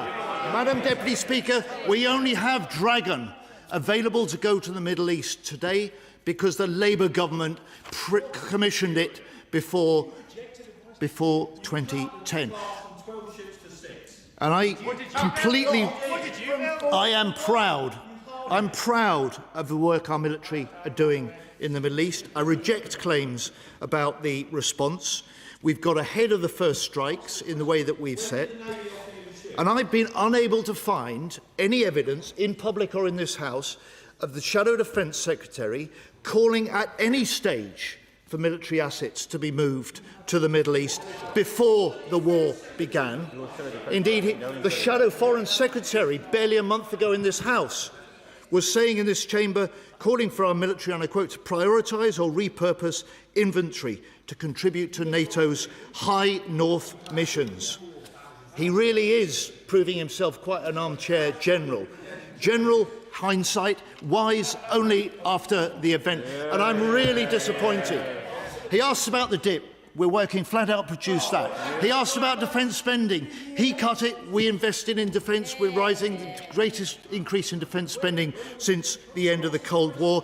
This year alone, we're spending £62 billion on defence. That is £8 billion more than the last year of their government. And I'm really disappointed, and I tell you our forces are disappointed, that he did not stand up and offer an apology for what his leader said on Friday. His leader's claim that British forces in the Middle East are just hanging around is totally wrong and deeply insulting. They are working flat out in the face of air raid sirens and warnings to protect British lives, protect British interests, protect British allies, and it's time the Tories did the decent thing, apologised for her remarks and withdrew them. Chair of the Select Committee, Tanmanjeet Singh Desi. Thank you very much, Madam Deputy Speaker, and I thank the Defence Secretary for advance sight of his statement and his operational briefing before. And I also want to pay tribute and praise our armed forces for their bravery, dedication and professionalism to defend our citizens and our allies in the region. I agree with the Defence Secretary that we must urge de-escalation and a return to the negotiation process. And I also am glad that the government pre-positioned Typhoons, F-35s, counter-drone units and other air defence assets into the region. But the lack of a naval presence should be a cause of huge concern for all of us. I appreciate the Secretary of State's comments that our armed forces are significantly overstretched from the high north to further beyond, and that the hollowing out in recent years has meant that we do not have enough assets. But what is being done to urgently rectify the situation and increase the investment into defence in the near future so that we can be in several places all at once? I'm grateful for my honourable friend's support for the action that we've taken, the deployments that I've decided to commit to the region. He asks about what are we doing to make good 14 years of our armed forces being hollowed out and underfunded under the previous government. The first step to his increased defence spending. This year, more than £8 billion greater than the last year that the previous government was in. £270 billion in this Parliament alone, the single biggest increase in defence spending since the end of the Cold War, and a defence investment plan that will follow up the Strategic Defence Review, a vision and a plan for rebuilding our forces, strengthening our deterrent, integrating our armed forces for the future, and harnessing the accelerating power of new technology, something that I'm grateful to he and his Defence Committee members for supporting and recognising. Lib Dem spokesperson James McCleary. Thank you, Madam Deputy Speaker. May I thank the Secretary of State for advance sight of his statement today and echo his praise for the bravery and professionalism of armed forces putting their lives on their line for us all. The Liberal Democrats continue to have grave concerns about the UK being dragged into Trump's illegal war. However, it is fair to say that the situation has evolved very quickly. So given that it is commonplace for UK personnel to serve aboard US Navy ships, including aircraft carriers like those currently engaged in attacks on Iran, can the Secretary of State provide assurance to this House that no UK personnel are currently serving aboard US Navy ships engaged in offensive operations in the Middle East? Furthermore, there have been serious questions raised about the use of UK bases for US airstrikes. So can the Secretary of State reassure the House on what monitoring is in place to ensure that US actions from UK bases remain purely defensive? And will the government ensure that any intelligence relating to US strikes conducted from UK bases is provided to the Intelligence and Security Committee for review? And if UK bases were used, proposed to be used for offensive action beyond the government's authority, would the government withdraw permission immediately?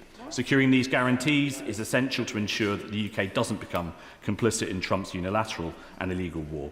Finally, Madam Deputy Speaker, even if the limited defensive actions carried out being asked for armed forces have exposed the stretched resources really are. So I must press the Secretary of State to give a clear time frame for the release of the Defence Investment Plan to start the urgent task of plugging these gaps.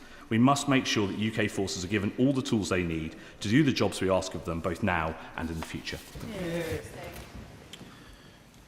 Madam Deputy Speaker, as I said to the House in my statement, all decisions that we've taken, all actions in the face of this current conflict have been defensive in nature and legally well-based. That gives a sound foundation for ministers' decisions.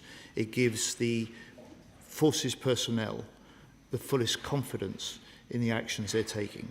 That is true of those that we've got deployed in the region. It will be true of those that we have embedded, I'm proud to say, in the US forces around the world. And I'm proud, Madam Deputy Speaker, that our US-UK relationship remains deep and close, and that we continue to do things together that no other nations will do. Emma Lewell. Thank you very much, Madam Deputy Speaker. The Secretary of State is right that our armed forces are the very best of us. Australian and British media are reporting that HMS Anson has departed Western Australia ahead of schedule. Can my right honourable friend indicate whether HMS Anson will play a role in defending British interests in the region on her voyage home? Madam Deputy Speaker, there are certain things that I will not and cannot disclose publicly, and the operations of our submarines fall into that category. My honourable friend is a long-standing member of the Defence Select Committee. I know she will understand the sensitivity and the potency of our submarine fleet. I know she asks the question, but she cannot realistically and reasonably expect the answer, and I know she knows that. Lincoln Jopp. Thank you, Madam Deputy Speaker. Can I thank the Secretary of State for his statement? At that dispatch box about half an hour ago, perhaps unwisely, the Chancellor of the Exchequer delved into the world of military strategy, and she said a couple of things which were slightly alarming. Firstly, she upbraided, actually, the Shadow Chancellor for not calling for the de-escalation of the operations against Iran, and yet the Defence Secretary's own statement only mentions de-escalation when it comes to the situation in Lebanon. So could he just clarify whether he is calling on his American counterparts to de-escalate in Iran or not? And secondly, she said that in order to open the Straits of Hormuz, we would need to support something she called cross-country operations with France and the US, and that we were ready to do that to open the Straits of Hormuz. Could he comment on that too, please? Madam Deputy Speaker, we as the UK Government are urging Iran to de-escalate. We are deeply concerned about regional stability, and part of the reason for our coordinated defensive actions, the contribution that we're making in the regional coordination centres, but also with our jets flying in defence of Middle Eastern allies is to reinforce regional security and stability. Now, my honourable friend, the Chancellor, made an important statement this afternoon and included the commitment that she can confirm she'd approved for the Ministry of Defence access to the Special Reserve to deploy additional capabilities as they're needed to the Middle East. I'm sure the House will welcome that, as they will welcome the fact that she said, I'm committed to giving our military the resources they need. Fred Thomas. Thank you, Madam Deputy Speaker, and I strongly welcome my right honourable friend's leadership at this time. One of the defining characteristics of the UK's response to the crisis when Russia full-scale invaded Ukraine in 2022 was the political unity that this party offered our country in that response. So does my right honourable friend find it extremely disappointing to find the leader of the opposition saying that our military are hanging around when they are putting themselves in harm's way to defend our interests abroad? And does he expect, like I do, the opposition Secretary of State to perhaps apologise for that really disappointing, cheap political point scoring? My honourable friend is entirely right.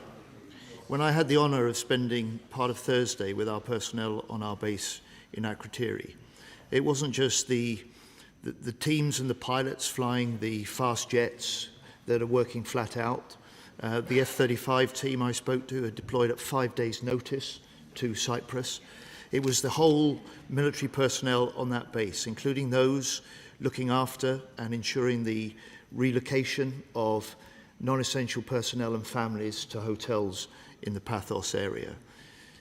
Madam Deputy Speaker, nothing could be further from the truth. Nothing could be more insulting than the suggestion that they're simply hanging around in the Middle East. And I really would like to hear, we didn't hear it from the Shadow Defence Secretary, any of the honourable members on the benches opposite contest what their leader has said, apologise on her behalf, and let's have the sort of support that recognises our armed forces are in the region to protect British personnel, to protect British bases, to protect British interests, and we're proud that they're doing that job. Sir Julian Lewis. I'm not particularly keen on the tone of these exchanges, so may I make a positive suggestion to the Secretary of State?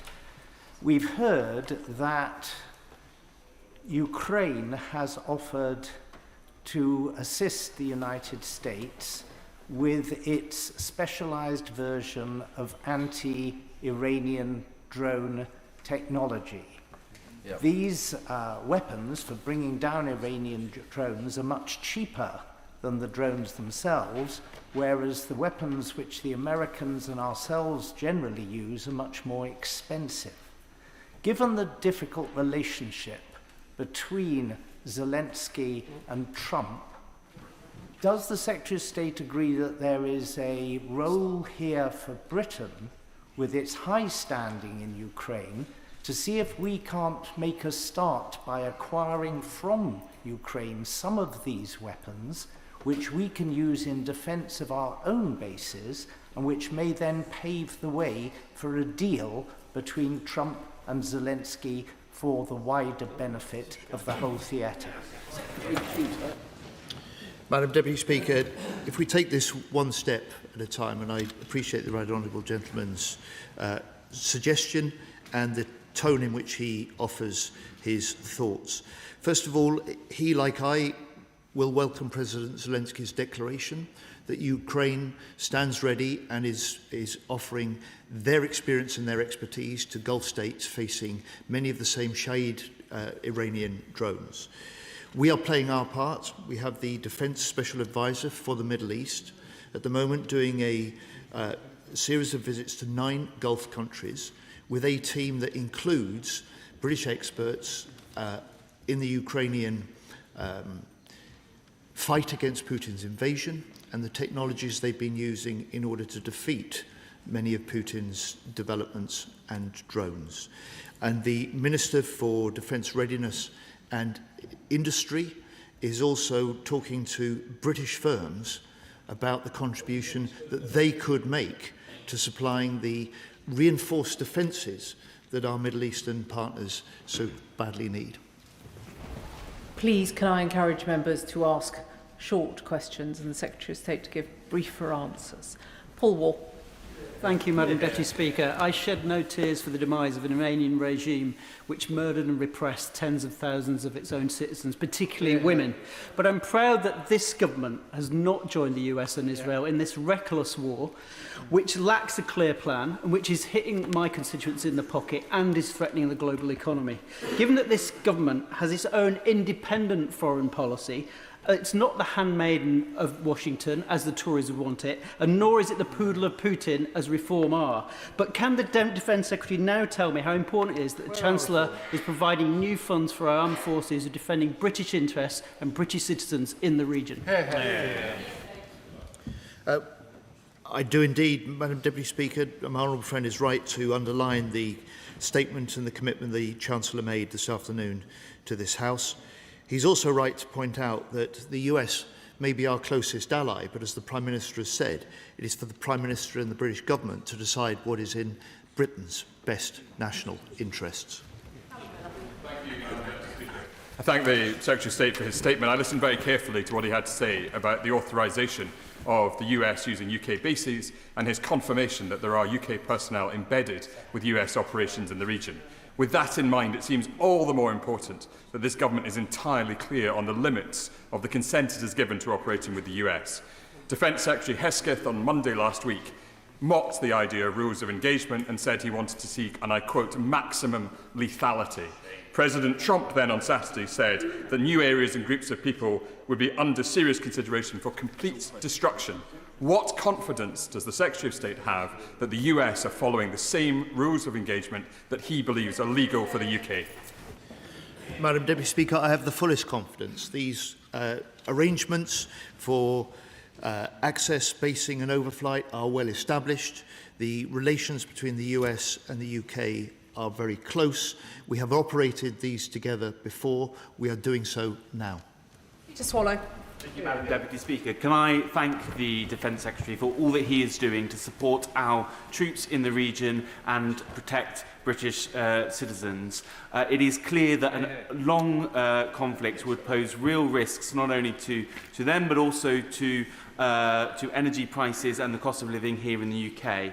So can I ask him, does he agree that we need to see urgent de-escalation and a reduction in tensions across the region? And does he share my concern that the Conservatives and Reform would see us dragged into a conflict that can have such devastating consequences for British lives and livelihoods? Madam Deputy Speaker, my honourable friend makes important points, and when the first concern of this government, and I welcome his support for this, is the protection of British personnel, British citizens in the wider Middle East, our bases and our allies. I know he will support the action that we've taken, both before this current conflict broke out and in the week or so since. Thank you. Dr. Andrew Murison. Thank you, Madam Deputy Speaker. Isn't the problem here not our military capability? We still have the second most capable navy in NATO. It is political will. Why is it that HMS Duncan is alongside in Portsmouth, having spent the summer in a maintenance period, the sister ship of HMS Dragon? She has been up and ready to go for weeks. And why is it the case that she wasn't sent at the beginning of this crisis? Well, the Honourable Gentleman's another former minister in the previous government in the Defence Department. He knows all about the decisions that have left our Navy in the state that it's in now. But he will also appreciate that we've taken decisions to deploy the things that Britain can best put into the region to protect our allies and to protect our people, both military and civilian. He will recognise and applaud the fact that because of that, from day one, our fast jets have been flying defensive operations in coordination with allies and our US colleagues, and that where the circumstances change, we will adapt the action and the decisions that we take, which is just what we've done from the point that we saw the indiscriminate extent of the Iranian response last Saturday. Peter Prinsley. Thank you, Madam Deputy Speaker. Iran has a network of proxies and lone actors who threaten security here at home. Will the Minister join me in thanking all the volunteers of the Community Security Trust who protect our Jewish places of worship and schools? Never have they been more crucial.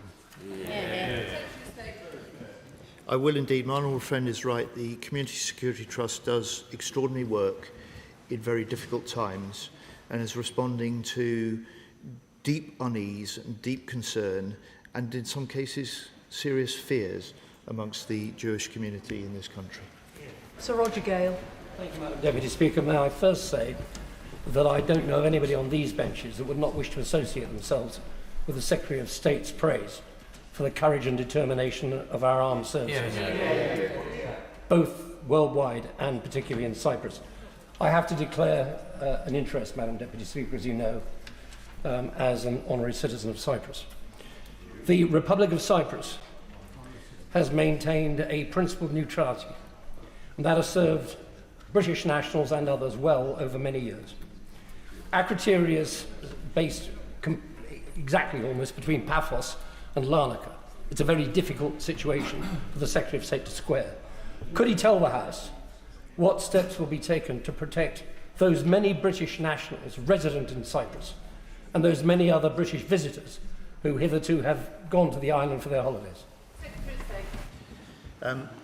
I'm grateful to the honourable gentleman's remarks about our armed forces, and I will ensure that those are passed on. I hadn't realised he was an honorary citizen of Cyprus, and I hope he will appreciate in my statement I confirmed that the head of the National Guard confirms that cooperation between our militaries has never been closer, and I hope he'll appreciate that the defensive capabilities and activities that we are running from Akrotiri are part not just of defending our base, but defending our people right across Cyprus and the island of Cyprus itself. And from that island, we can also and are help defend regional allies.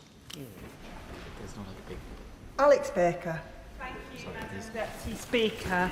I want to say thank you to the Secretary of State for everything that he is doing to support all of my constituents in the region and keep them safe. I know that he and I share a priority that we need to get our serving personnel the capabilities that they need.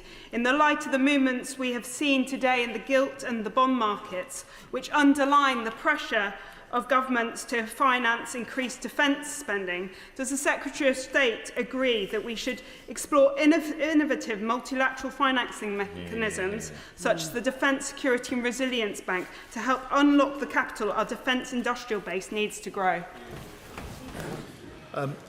I do, and we are. And my honourable friend will also have noted the Prime Minister's important speech in the Munich Security Conference a couple of weeks ago, when he recognised in this new era of threats that we face, this is now an era of hard power, and that he has recognised the need to spend more and faster on defence. Stuart Anderson. Thank you, Madam Deputy Speaker. I visited the UK-US Bahrain base at the end of last year, and on the 5th of January this year in the Venezuela statement, I said that we were exposed in Bahrain with the naval assets. The Secretary of State has rightly said from the January they've ramped up the UK presence over there. If last Tuesday was the first that the Chief of the Defence Staff saw a request for naval assets to go to that region, what has gone wrong during that time, and is this a strategic failure to take that long to put those assets on that desk? Madam Deputy Speaker, I've explained to the House the range of defensive capabilities that we put into the region ahead of this current conflict. When we saw the scale of the Iranian reaction to the strikes, the retaliation from Saturday onwards, it was clear we needed to do more, and I have, and I've explained that to the House. I've also explained that these aren't just British defensive assets deployed on a fully legal basis. These are deployed in full coordination with our US and other allies. And HMS Dragon, as I've explained, will take up its position in the Eastern Mediterranean alongside other defensive destroyers that the US has already deployed in the area. Alex Ballinger. Deputy Speaker, the Shadow Secretary of State laments the state of our Royal Navy, but he will remember that it was his party that cut investment in our Royal Navy over 14 years, cut the size of a number of warships we had by 25%, and ordered no new destroyers in that period either. So does the Secretary of State agree that we should be investing in our Navy, but we should take no lessons from the party opposite that set up our Navy ready to fail in the situation we're in now? I do agree, Madam Deputy Speaker, with my honourable friend, and we are, just as we are increasing the defence investment across the board, including in the munitions that we need when we're faced with conflicts like this. Members will have noticed that there's still a lot of people on their feet. I'm aiming to finish this statement around 1:15. I call Richard Ford. Thank you, Madam Deputy Speaker. The Secretary of State made the distinction between permitting the use of British bases for offensive and defensive action. I understand the need to protect and defend British citizens in the Middle East. But can the Secretary of State explain how he is seeking to maintain this distinction between offensive and defensive action, given it would require a degree of control over US military activity that the British government may not possess? Well, the honourable gentleman is a military man by experience. He will understand the nature of the agreements, the requests that nations make of each other, the agreements that they put in place and how those work. Access, basing, overflights, which is exactly the request that we had when it was clear the Iranian response to the first wave of attacks took us into a new phase. That was a request from the US that we allow US bombers to operate from Fairford and Diego Garcia for specific defensive purposes, and that is to take out the Iranian missile positions, and that's what they are doing. Calvin Bailey. Thank you, Madam Deputy Speaker. It was a Conservative 2010 Strategic Defence and Security Review and subsequent basing review that took the Royal Navy's repair facilities from 3 to 1, an utterly reckless decision that was made worse when you knew of the power plant problems for Type 45, which you created an internal competition for the limited resource, Madam Deputy Speaker, that they created for the Royal Navy. Does the Secretary of State agree with me that it was both reckless Tory risk-taking which left the Royal Navy in this precarious situation? Questions have to be shorter. Secretary of State. I do agree with my honourable friend, Madam Deputy Speaker. He speaks with the authority of someone who was serving at the time in 2010, when in that first year they cut £2 billion from the defence budget, and in those first 5 years they cut £12 billion from defence. They underfunded and hollowed out our armed forces over 14 years. Ben objecting. The appointment of HMS Dragon means that we've left a gap in our commitment to be the flagship of the NATO Standing Naval Maritime Group 1 commitment. HMS Duncan's already tasked to go on Operational Firecrest to the High North, and HMS Dauntless is still in the fleet time support period. So can the Secretary of State guarantee that we will be able to fulfil our commitment to NATO in providing the flagship role, and can he guarantee that it will be provided by a British ship? Madam Deputy Speaker, I'm not going to announce in advance the deployments that the British forces make. He's right to point to the balance of threats and responsibilities that we have to manage. We are doing that, and we will always fulfil our NATO commitments. Rachel Taylor. Thank you, Madam Deputy Speaker. And can I thank my right honourable friend for everything he's doing in Britain's national interest. But our armed forces cannot believe their ears, with the leader of the opposition saying that they're hanging around doing nothing, and the honourable member for Clacton swanning off to the States to tell Donald Trump that if he were Prime Minister, he'd blindly follow the US defence policy. Does my right honourable friend agree with me that the first duty of any Prime Minister and any Secretary of State for Defence is our national interest, the Britain's national interest, and not anything else? The first duty of any government is to defend the country, to pursue our national interest and to support our armed forces. On this occasion, we had expected and we looked for better from the Leader of the Opposition. Chard. I've only been in the House 21 years, but whenever we talk about defence and when our armed forces are in harm's way, I have to say a blame game on either side is not going to save a single life. And whilst we all want to see de-escalation, I think the government, I hope, will have learnt lessons in the last few weeks and months to prepare for escalation. So is the Defence Secretary aware of the 2024 report by the US Director of National Intelligence that underlines the stockpiles of chemical and biological weapons that Iran holds? And would he work with friends and allies in the region and with the new Syrian government to identify those stockpiles and deal with them? And finally, on Akrotiri and other bases in the region, to ensure that our armed forces personnel and their families are given the right protective CBRN kit? Madam Deputy Speaker, I am aware of the 2024 report that he cites.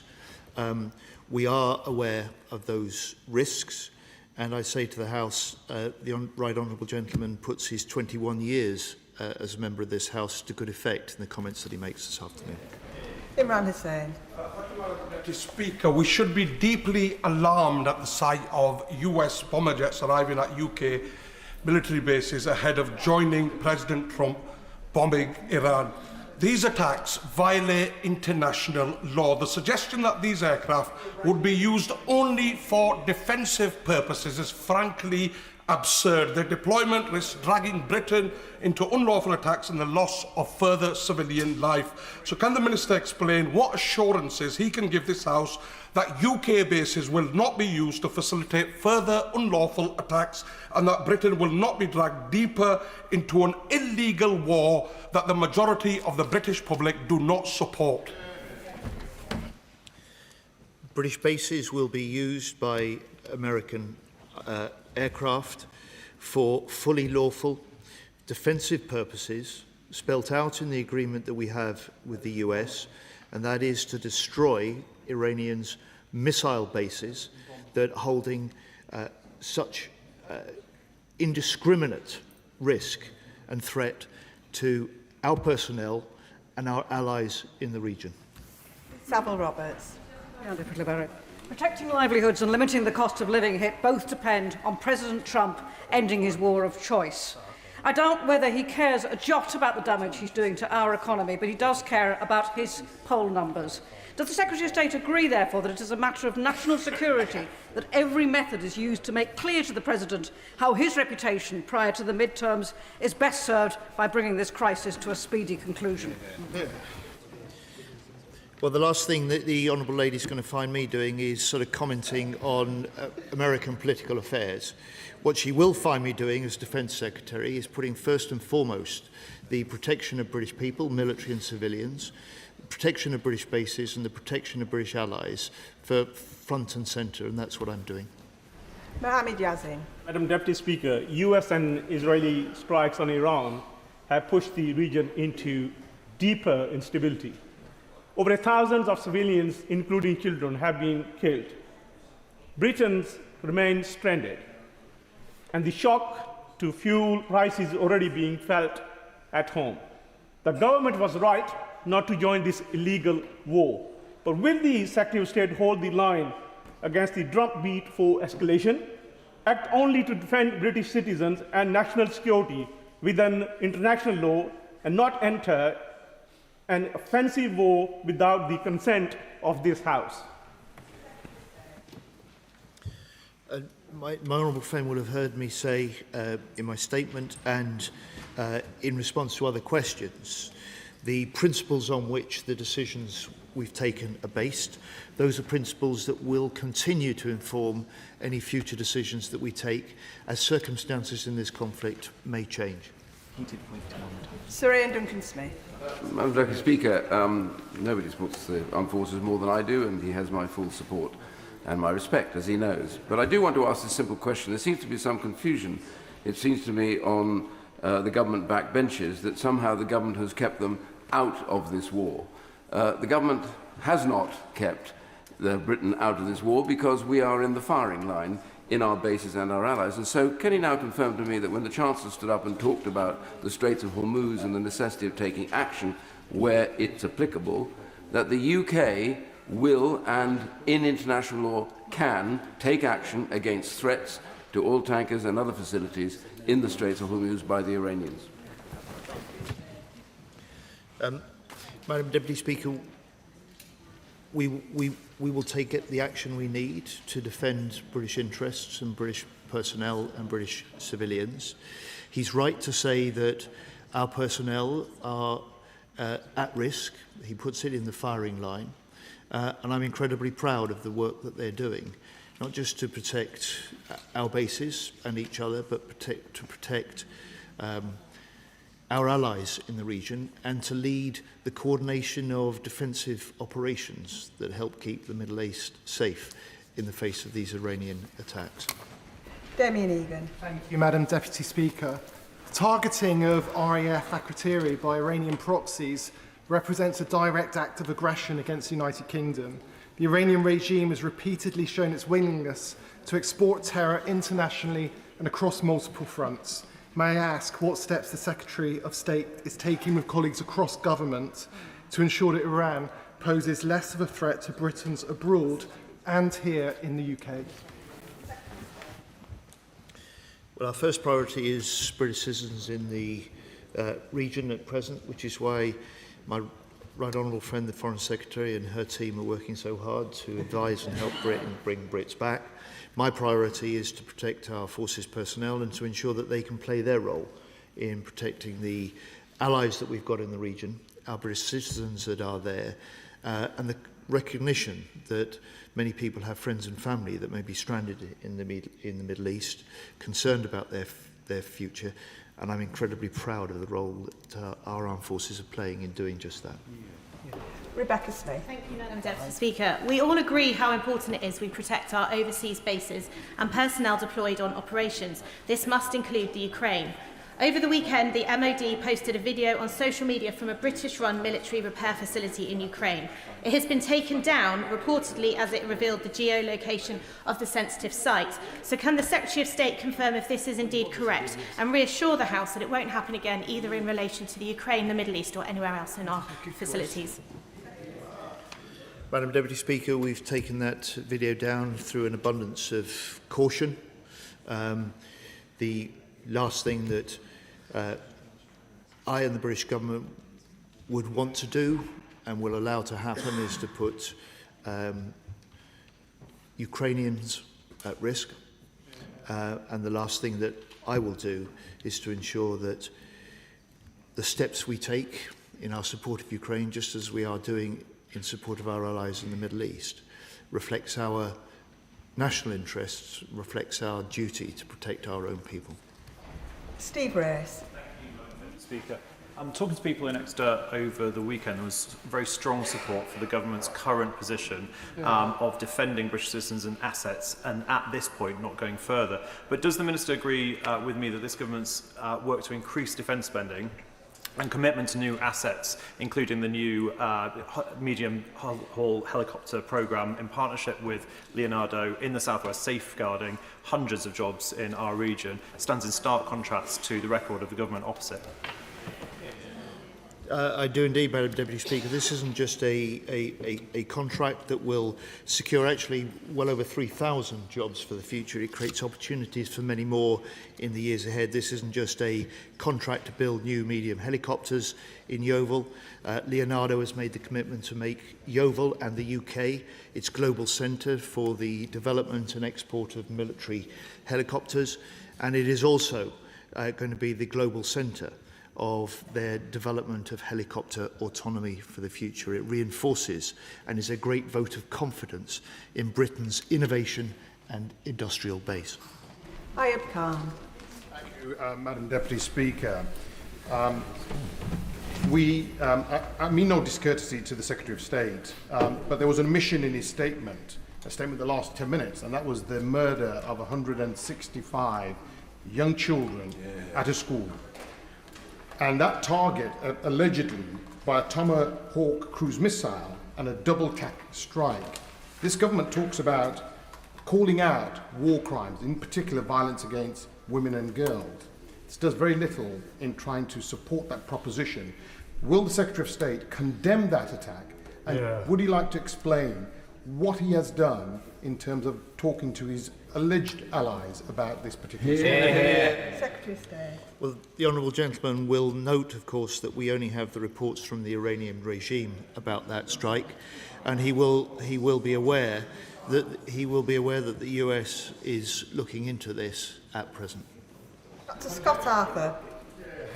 Thank you, Madam Deputy Speaker. And I do want to start by paying tribute to Edinburgh's Iranian community. Despite being concerned about their family in Iran, they've taken time in the past week to host public events which share details of Iran's rich culture and also, I have to say, the barbaric nature of its regime. But I do want to ask a question about HMS Dragon, when I think the maths is quite clear. The ship cost £1 billion. The party opposite cut the defence budget by £14 billion.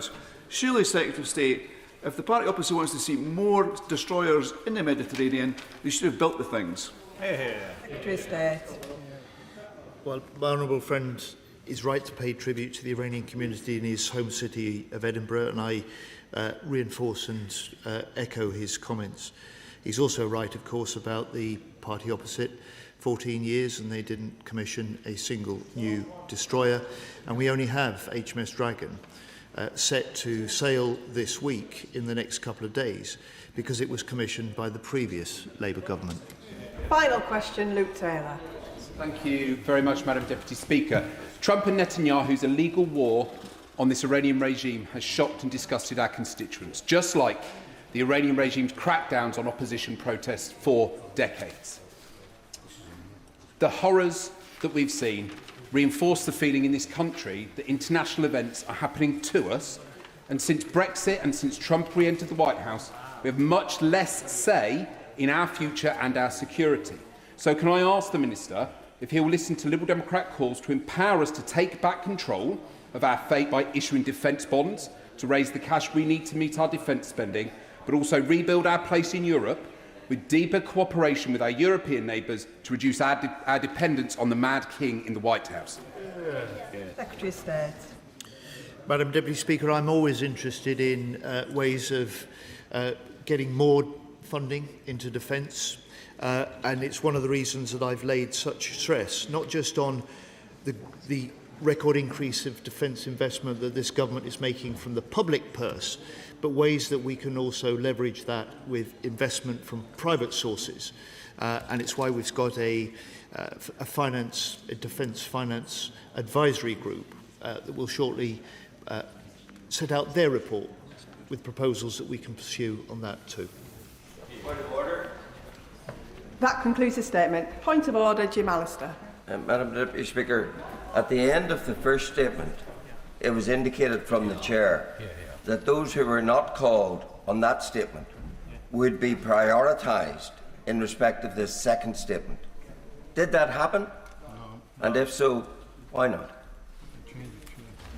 I thank the honourable gentleman for his point of order. There has been a degree of prioritisation, but no guarantee. I am sure he understands that the time pressures on this chamber are sometimes absolutely impossible. With 3 government statements and an important debate, it is just impossible. We now come to the next statement. I'll give the front benches a few moments to swap over.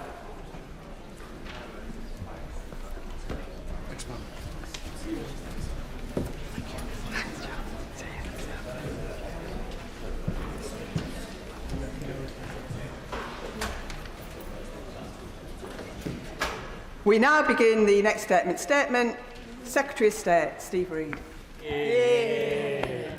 Thank you, Madam Deputy Speaker. And with permission, I'll make a statement on the Government's action plan for social cohesion entitled Protecting What Matters. Britain has faced global crises at many moments in our history, and we got through them by staying strong and united. Today, we navigate new threats to our communities and families, and we must stand together once again against those who seek to divide and weaken us. They want to sow division in our streets, our neighbourhoods, our homes, and in our minds.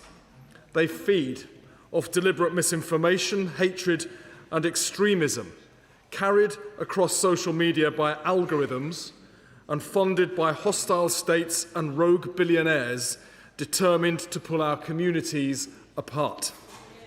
Online echo chambers, hatred for those with a different point of view, an unwillingness to seek compromise have led to a politics more aggressive, polarised and toxic than we've seen before, certainly in our lifetimes. As a nation, we are proof that people from different backgrounds can live, work and contribute together.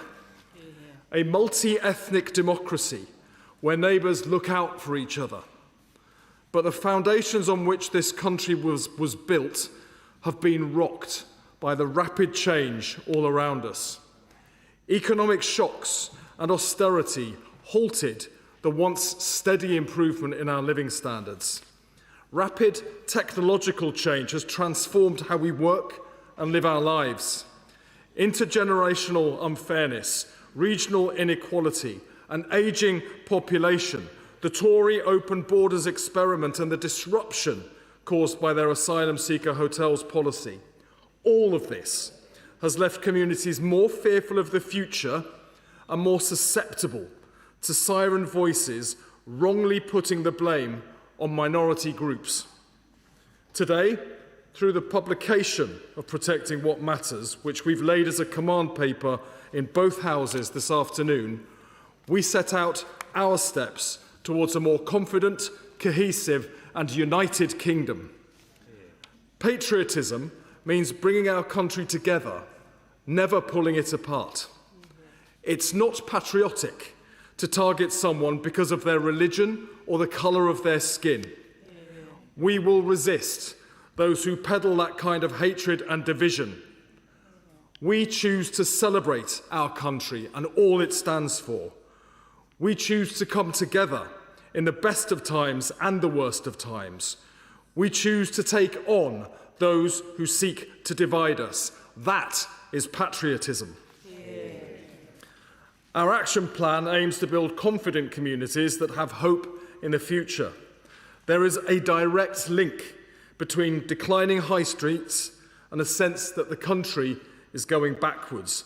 People remember high streets from years gone by that were vibrant, buzzy, great places to socialise with friends and family. There's a real sense of anger as well as of loss that so many have been left boarded up and run down, covered in graffiti, full of dumped rubbish, bleak symbols of the wasted Tory years. People deserve to feel proud of their neighbourhood, and pride in place is central to our plan to make that happen. We have now committed £5.8 billion to almost 300 constituencies and begun to set up neighbourhood boards so local people can decide for themselves how that money is spent. Fair funding for councils means funding now follows deprivation for the first time in over a decade. We're offering grassroots organisations £5 million through the Common Ground Fund to tackle division in communities. We'll focus too on protecting young people from those who want to warp their minds with hatred and introduce more effective regulation of home education. The first ever register of children not in school, stronger oversight where children may be at risk, and piloting a new approach where new safety checks are carried out before a child can be taken out of mainstream schooling. It's important Children grow up understanding the diversity of our nation. So we're investing £500,000 to link schools serving different communities to make sure they know and understand each other better. We will establish a social cohesion measurement framework so we can identify risks early and act quickly. We'll set expectation on integration for new arrivals and the communities that will receive them, with a focus on learning English so people have a shared language, can participate in the local community and have respect for British values, our democracy and our way of life. We will end the Tory asylum hotels policy and shape an immigration system that is fair and transparent and works better for all communities. We will not allow hatred to distort the lives and life chances of those who are targeted. Right now, Muslim communities are facing shocking levels of abuse. Anti-Muslim hate crimes are at record levels, and they now make up almost half of all religious hate crimes, way out of proportion to the size of our Muslim population. Mosques, schools and businesses have been attacked, women harassed, families are living in fear. We have a duty to act, but you can't tackle a problem if you can't describe it. So today we are adopting a non-statutory definition of anti-Muslim hostility.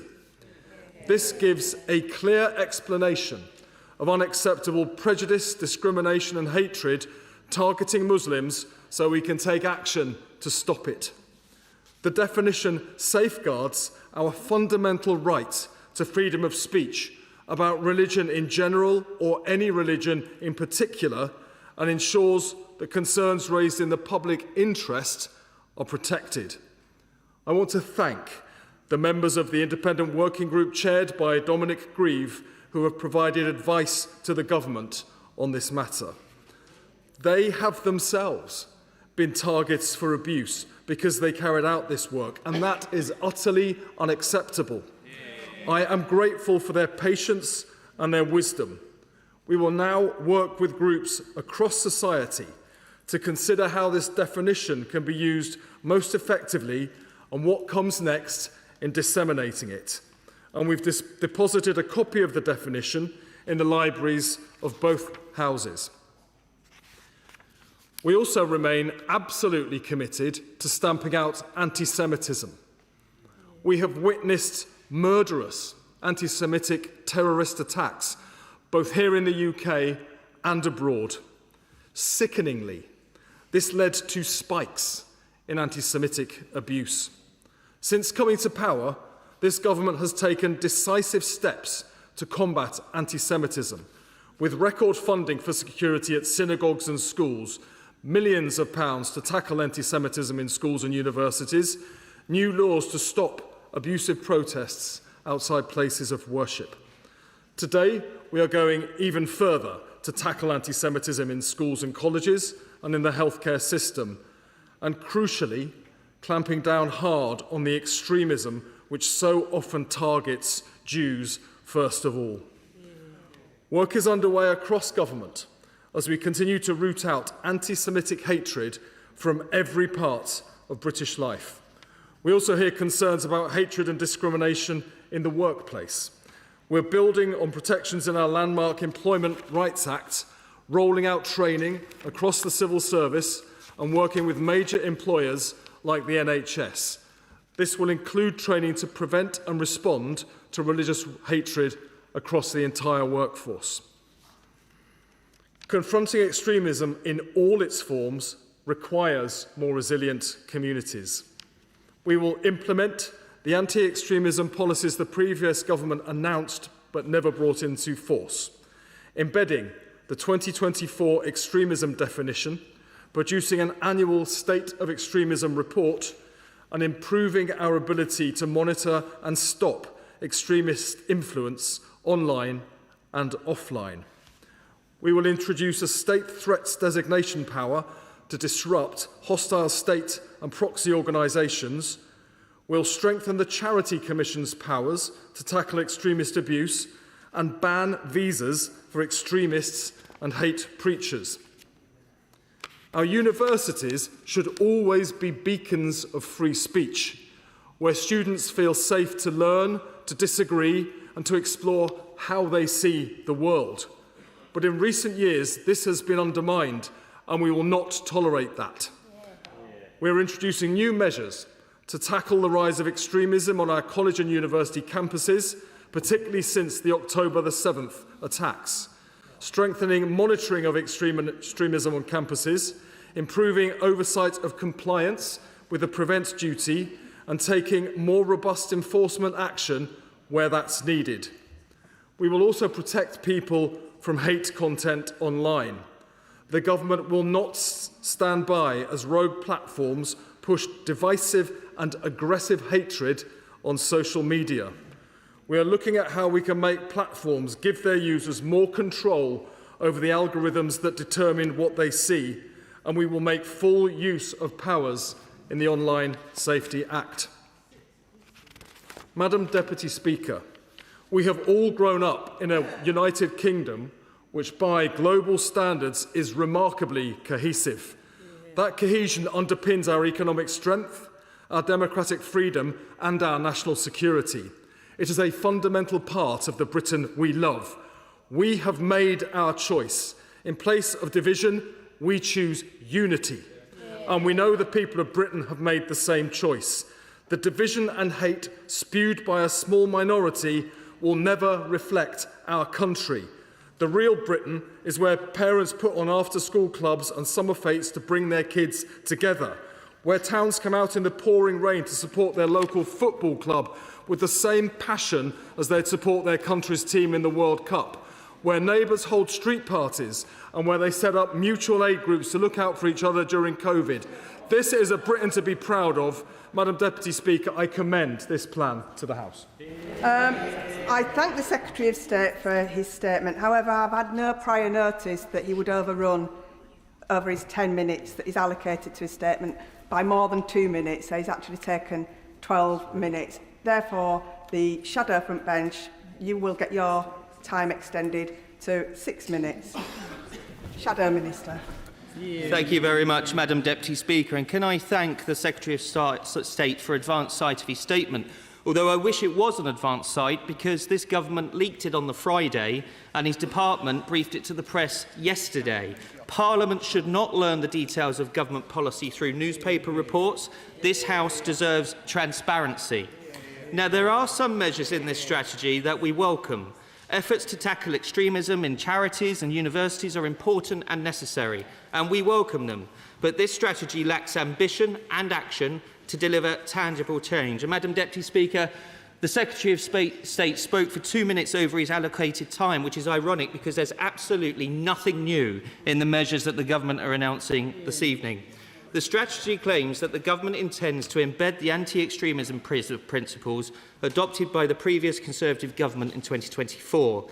But if that is the case, why has this government reversed the position on naming extremist organisations? We now have a ridiculous situation where the government claims it has a policy of non-engagement with extremists, but refuses to say who that policy applies to. Last month, we saw this confusion laid bare. When the Home Office was asked whether it engaged with the Muslim Council of Britain, 2 different ministers gave contradictory answers. When asked whether the MCB had given written evidence to the MacDonald Review into hate crime, the policing minister stated, "The government's policy of non-engagement with the Muslim Council of Britain has not changed." But just 2 days later, when asked whether the Muslim Council of Britain was on the list of organisations subject to that policy, the security minister replied, "The Home Office does not comment on specific groups." So which is it? And this lack of transparency also applies to the review itself. Will the Minister now publish the full report provided to him by the working group? Will he publish a list of every external organisation that the working group met and every organisation his department has subsequently consulted on that report? And will he confirm whether organisations deemed extremist or subject to the government's policy of non-engagement were permitted to submit evidence? Because so far, this review appears to have been conducted largely in secret. The government had to be dragged, kicking and screaming, even into publishing an email address so that evidence could be submitted. Madam Deputy Speaker, this proposed definition still raises serious questions. Jonathan Hall KC, the government's independent reviewer of terrorism legislation, has warned that any definition should include clear examples of free speech that are not considered anti-Muslim hatred.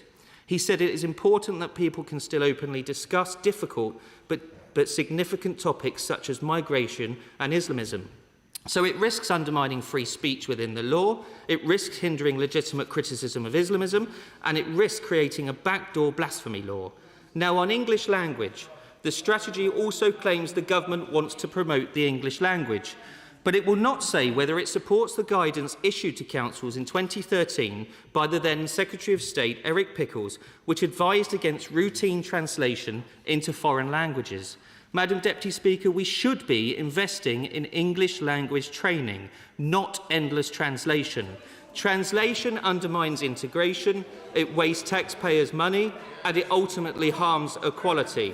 There is no legal duty on councils to translate documents into foreign languages, yet too often officials gold-plate the Equality Act and do so anyway. Meanwhile, around 1 million adults in this country cannot speak English properly. This fundamentally limits their life chances and it perpetuates separate communities. If a government truly believed in equality, it would not turn a blind eye to practices like family voting, where husbands effectively take the votes off their wives, nor would it tolerate the misogyny and segregation that occur when men prevent women from learning English. And finally, there is the question of, if they might want to listen, because I'm about to talk about anti-Semitism, and I know they've had a problem with that, but on the question of anti-Semitism, will the government challenge anti-Israel boycotts and divestment campaigns in local government, as we have seen recently in Bristol, advocated by a party in this House? Such campaigns fuel hostility towards Jewish people and contribute to the rise in anti-Semitism. Local procurement boycotts of Israel are supposed to be unlawful, yet ministers do nothing to enforce the law. They would not even compile a list of councils pursuing such boycotts. Added to these fears, separatism is on the rise in our country, as the Leader of the Opposition rightly set out in her speech last week. She said that for too long, Britain has been complacent about its own culture and too tolerant of those who weaponise identity politics for their own gain. Britain is a multi-racial country, but it must not become a multicultural one. We must reject the absurd idea that culture, that was in the Secretary of State's statement, by the way, we must reject the absurd idea that culture is something imported from somewhere else. For integration to work, people must know what they are integrating into. That means a culture that is confident, a culture that is strong, and a culture that believes in itself. And that is what this government still seems unable to understand and unwilling to defend. Secretary of State. Well, I thank him, I think, for his comments. Now, the reason this is the first social cohesion strategy any government's published for so many years is because they didn't bother when they were in government. And no, there has not been proactive engagement with the MCB in the work that was carried out by the government or the task force. The previous government didn't publish a social cohesion strategy, but they did sow division in our communities. Their asylum seeker hotel policy that we are having to clean up caused all sorts of problems all over the country. They actively stripped money out of poorer communities, then boasted about it, leaving high streets to fall into decline and the people living in those communities to feel that the country was going backwards and was offering nothing to them. The definition of itself, there is absolutely no question of blasphemy laws by the back door, but we will not do what they did and stand by and simply watch while Muslim communities face targeted abuse in ways that any decent country would consider to be absolutely intolerable. And as for English language teaching, they cut funding for it by 60% and then have the cheek to stand up there and say there's not enough of it going on. Now, when I was a student, I volunteered to teach English to refugees. I suggest he might go out and do the same thing because it's very enriching for the volunteer, it's beneficial for the person learning English, and speaking the same language is fundamental to social cohesion. Thank you, Madam Deputy Speaker. I thank the Secretary of State for his statement, and I welcome the narrative that he's spoken about because I think it'll give a lot of strength to people in my constituency. If I ask him a practical question, though, I hear a lot from people with Muslim-sounding names that when they apply for jobs, and the research also shows that they're 3 times less likely to get a positive response if they have an identifiable Muslim-sounding name, even if they have the same CV and qualifications as someone with a Western-sounding name. Of course, I will be speaking about the narrative that he's spoken about and talked about the dispatch box, which will be very welcome at the constituency. But what does he actually want me to say to the young Muslim black men in the Kilburn estate in my constituency when they're looking for jobs and being rejected because of what their name sounds like? Secretary of State. Yeah, I thank her for her question, and many members across the House will recognise the point she is making, which will have been communicated to us by our own constituents as well. You know, there are laws against outright discrimination, and those must be enforced properly.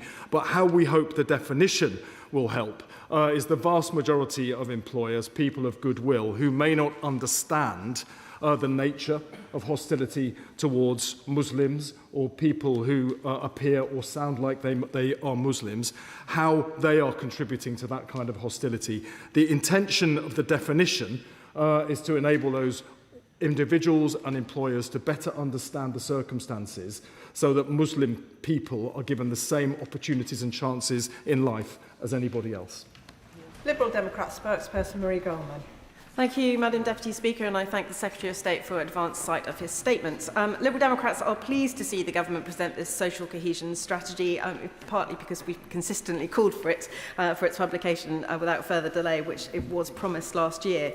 But, Madam Deputy Speaker, this should not be a political matter. We all witnessed the scenes during the 2024 riots. To suggest that a community cohesion strategy is unnecessary is to be blind to the very real challenges facing our country. Challenges that have regrettably been inflamed by certain politicians who really should know better. With almost 140,000 hate-related offences recorded in the year to March 2025, it's clear that action is definitely needed at a national level. But to support community cohesion, we must first build community itself, and the kind of community that comes from access to shared spaces, youth clubs, green spaces, and the everyday places where, regardless of background, we come to recognise how much we have in common with each other. So could the Secretary of State outline how faith communities will be properly supported and involved in proactively preventing division? The government also previously committed to promoting local faith covenants as a way of strengthening partnership between councils and faith groups. Will the Secretary of State also confirm whether the new strategy will provide practical support for local authorities to implement these covenants, especially given that many councils are financially on the brink? Thank you. Secretary of State. I thank her for her comments and for her and her party's welcome of the strategy. It's important that we give it as much backing as possible because there is an awful lot to fix because of what the previous government left behind.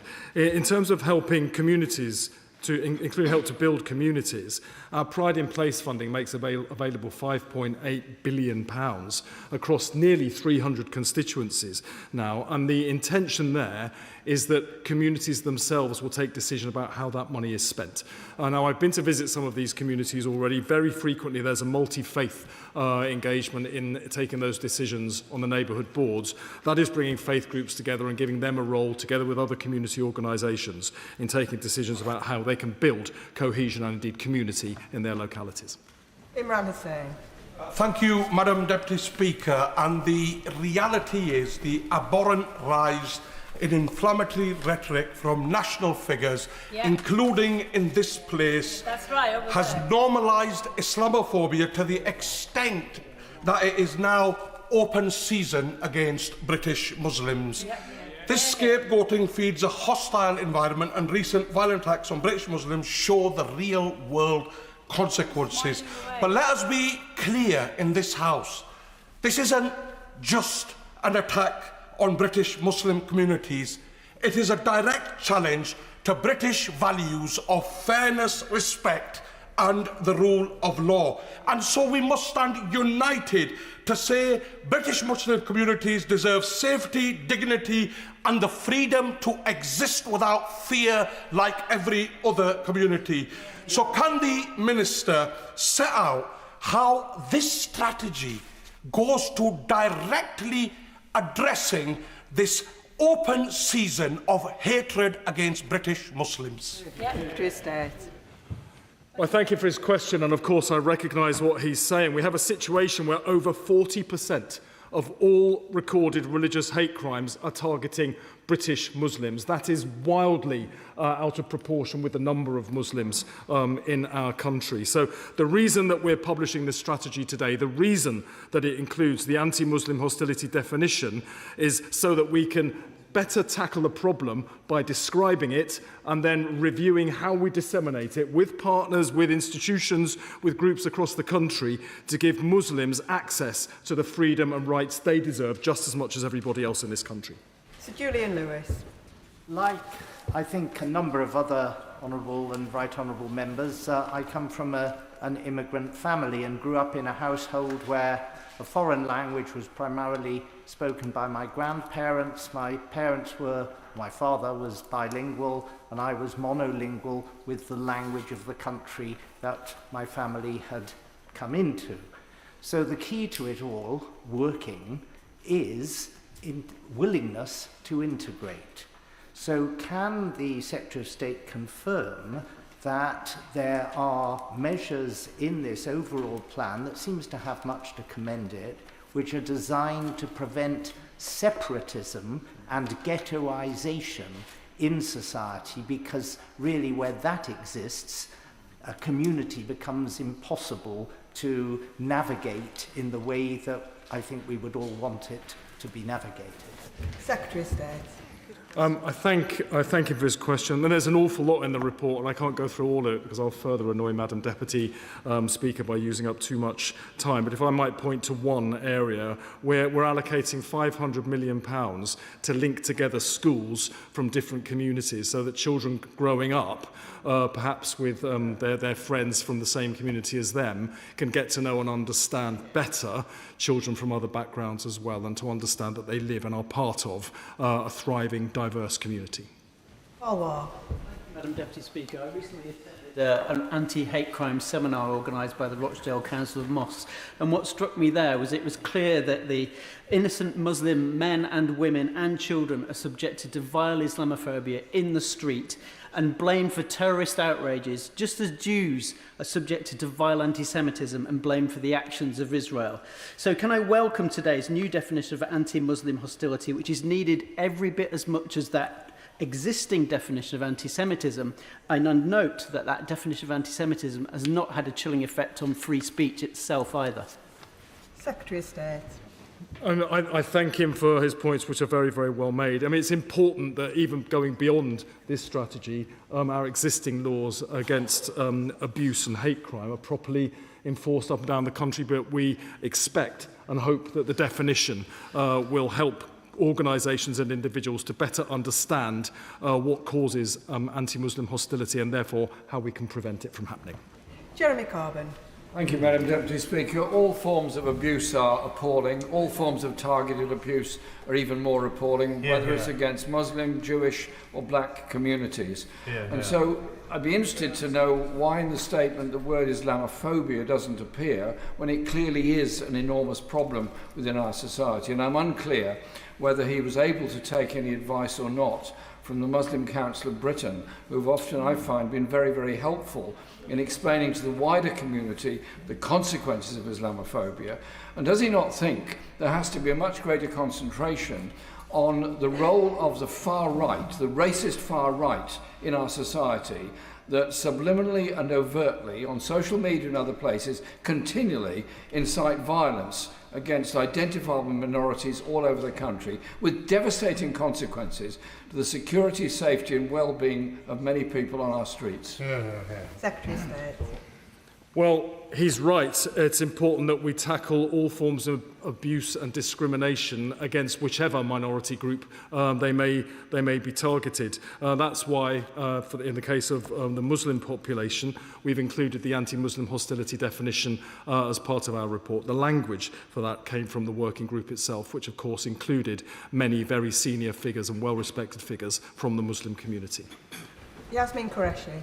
Thank you, Madam Deputy Speaker.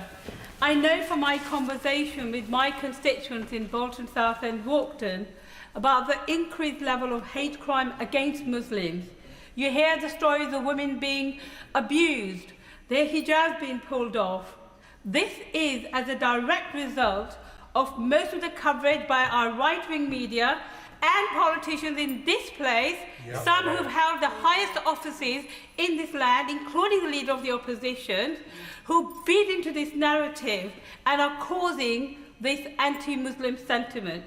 So what I would like to ask the Secretary of State, what further things are we going to be doing to encounter this level of racism and anti-Muslim sentiment against? Secretary of State.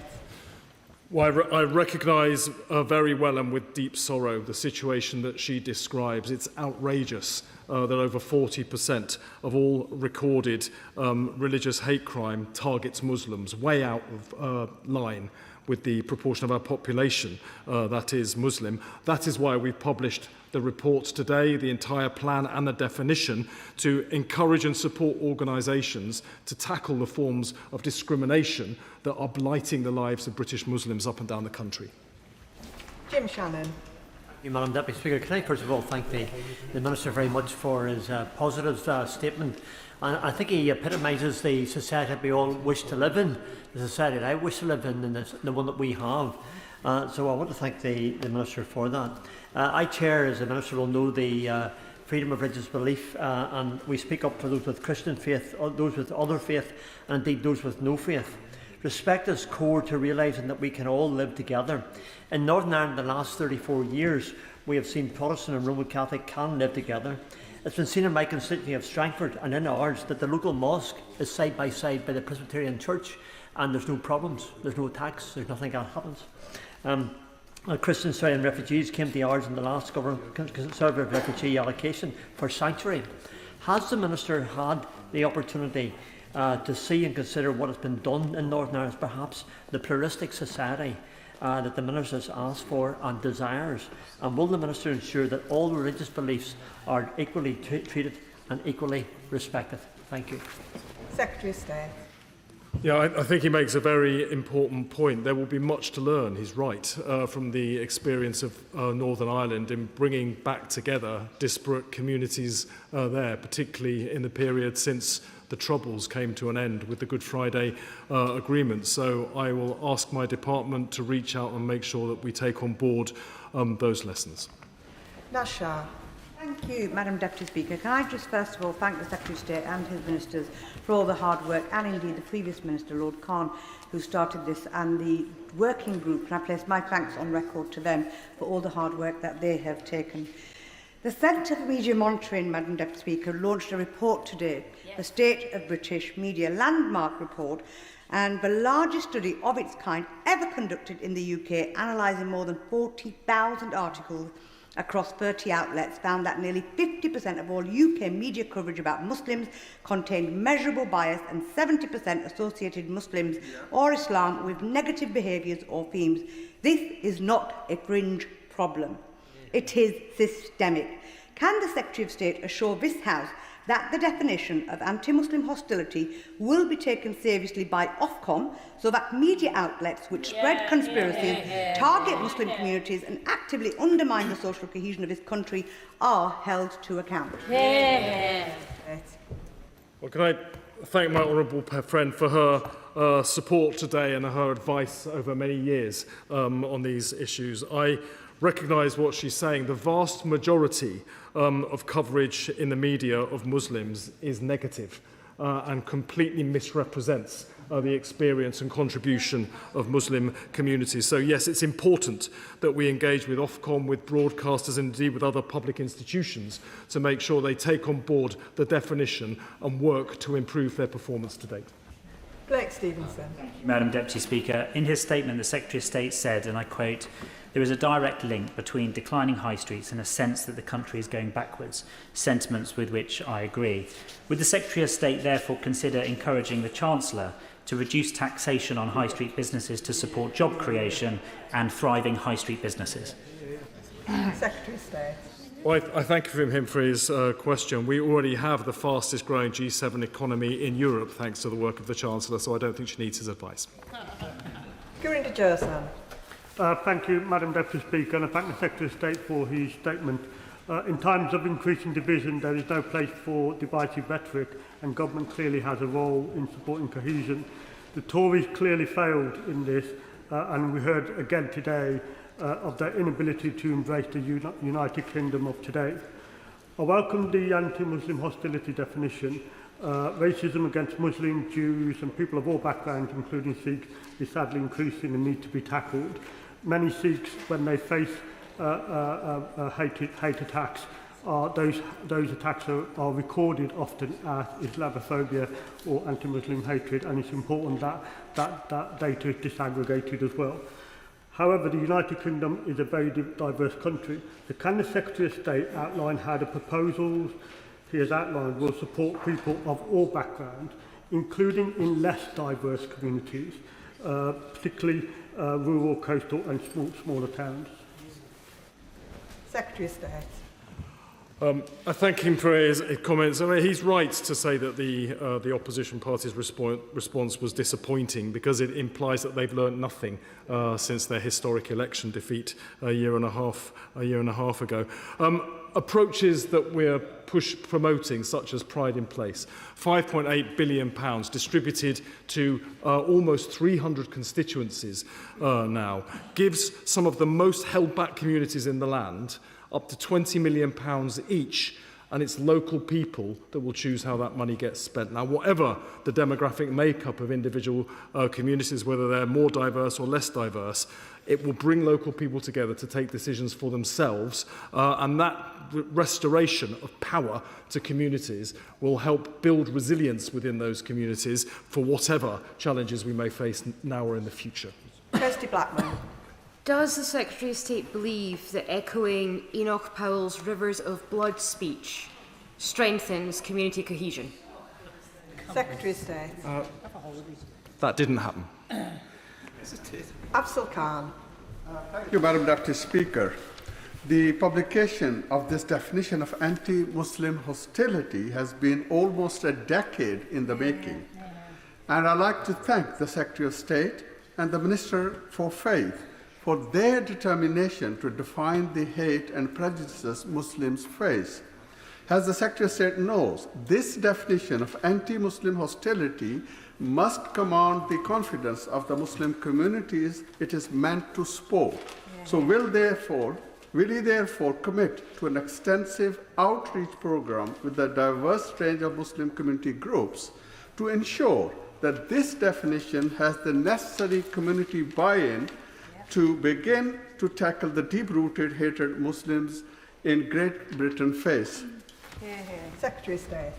Well, can I first of all thank my honourable friend for his years of leadership and advocacy for this issue, and to have his support makes me even more proud that we're bringing forward this report and the definition today. Of course, it's critical that we now carry out the work to ensure that the definition is disseminated widely through local government, schools, universities, the NHS, broadcasters, as my honourable friend was implying earlier on, so that it can have the biggest impact possible on protecting Muslims from abuse and discrimination.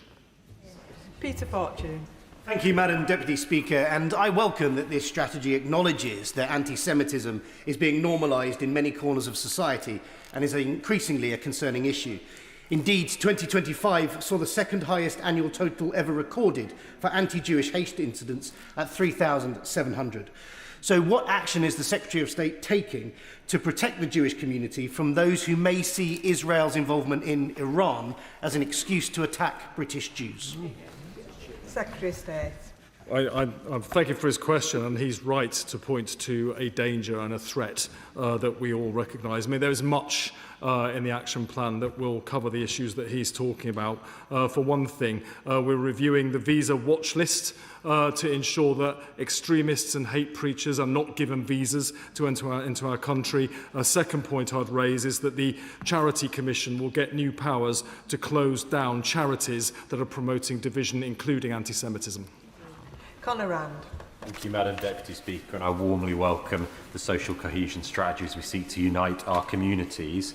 In Altrincham and Sale West, we're fortunate enough to have some fantastic interfaith groups and organisations, and I wanted to give a special mention to the Rabbi and the Imam project.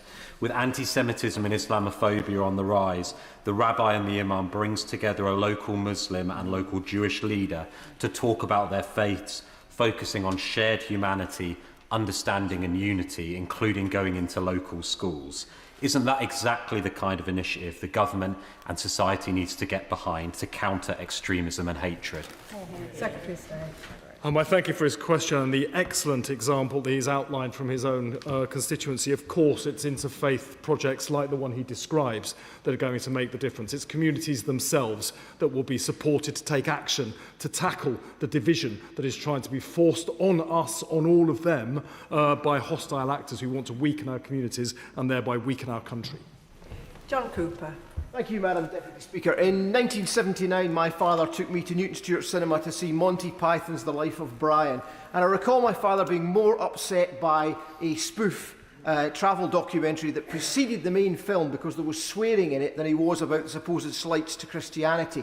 And it was an early reminder to me, or an early lesson to me, that no one in this country, in a modern democracy, has the right not to be insulted or offended. So why is it that we in this place, the cockpit of democracy, why are we discussing a blasphemy law by the back door? Secretary of State. Well, I'm sorry he's chosen to misrepresent the definition. It is intended to protect Muslims from abuse that we know is shrinking people's lives and life opportunities. You would hope that everyone in this House would get behind actions intended to give Muslim people the same chance as anyone else in our country. Gareth Snell. Thank you very much, Madam Deputy Speaker. I welcome the Community Cohesion Strategy. I chair in this place the Labour group of Hope Not Hate, and it's something we've been calling for. But the Minister will also know that the other side of that coin to building the community cohesion is the counter-extremism work that needs to be done to stop people being radicalised in the first place, whether that be people on the far right with anti-Muslim hatred or people on the far left with anti-Jewish hatred. I do wonder if the Minister can set out what action is going to be taken to make sure that those people that perpetrate those myths about people, whether they be Muslim, Sikh, Hindu or Jew, is going to be taking, and what resources might come from his department to achieve that. Secretary of State. The government is intending to fully bring into force and utilise the powers that are available in the Online Harms Act, which have not been fully utilised yet. And by doing that, we think we can tackle some of the worst sources online of disinformation and hatred that are being spread around to sow division in our communities. Carla Denyer. Muslim people across the country are facing intensifying, dehumanising and often violent racism every day. So now that we have a definition, I am desperate for the conversation to move forward towards action. So can the Minister tell us how quickly the government will now be moving from definitions towards a clear and funded roadmap for action, including proper monitoring and accountability? Secretary of State. Well, she's right to call for action, and I agree with the point that she's making. What happens next is that we will engage in a review on how best to disseminate the definition and put it into action so it makes a difference to people's lives.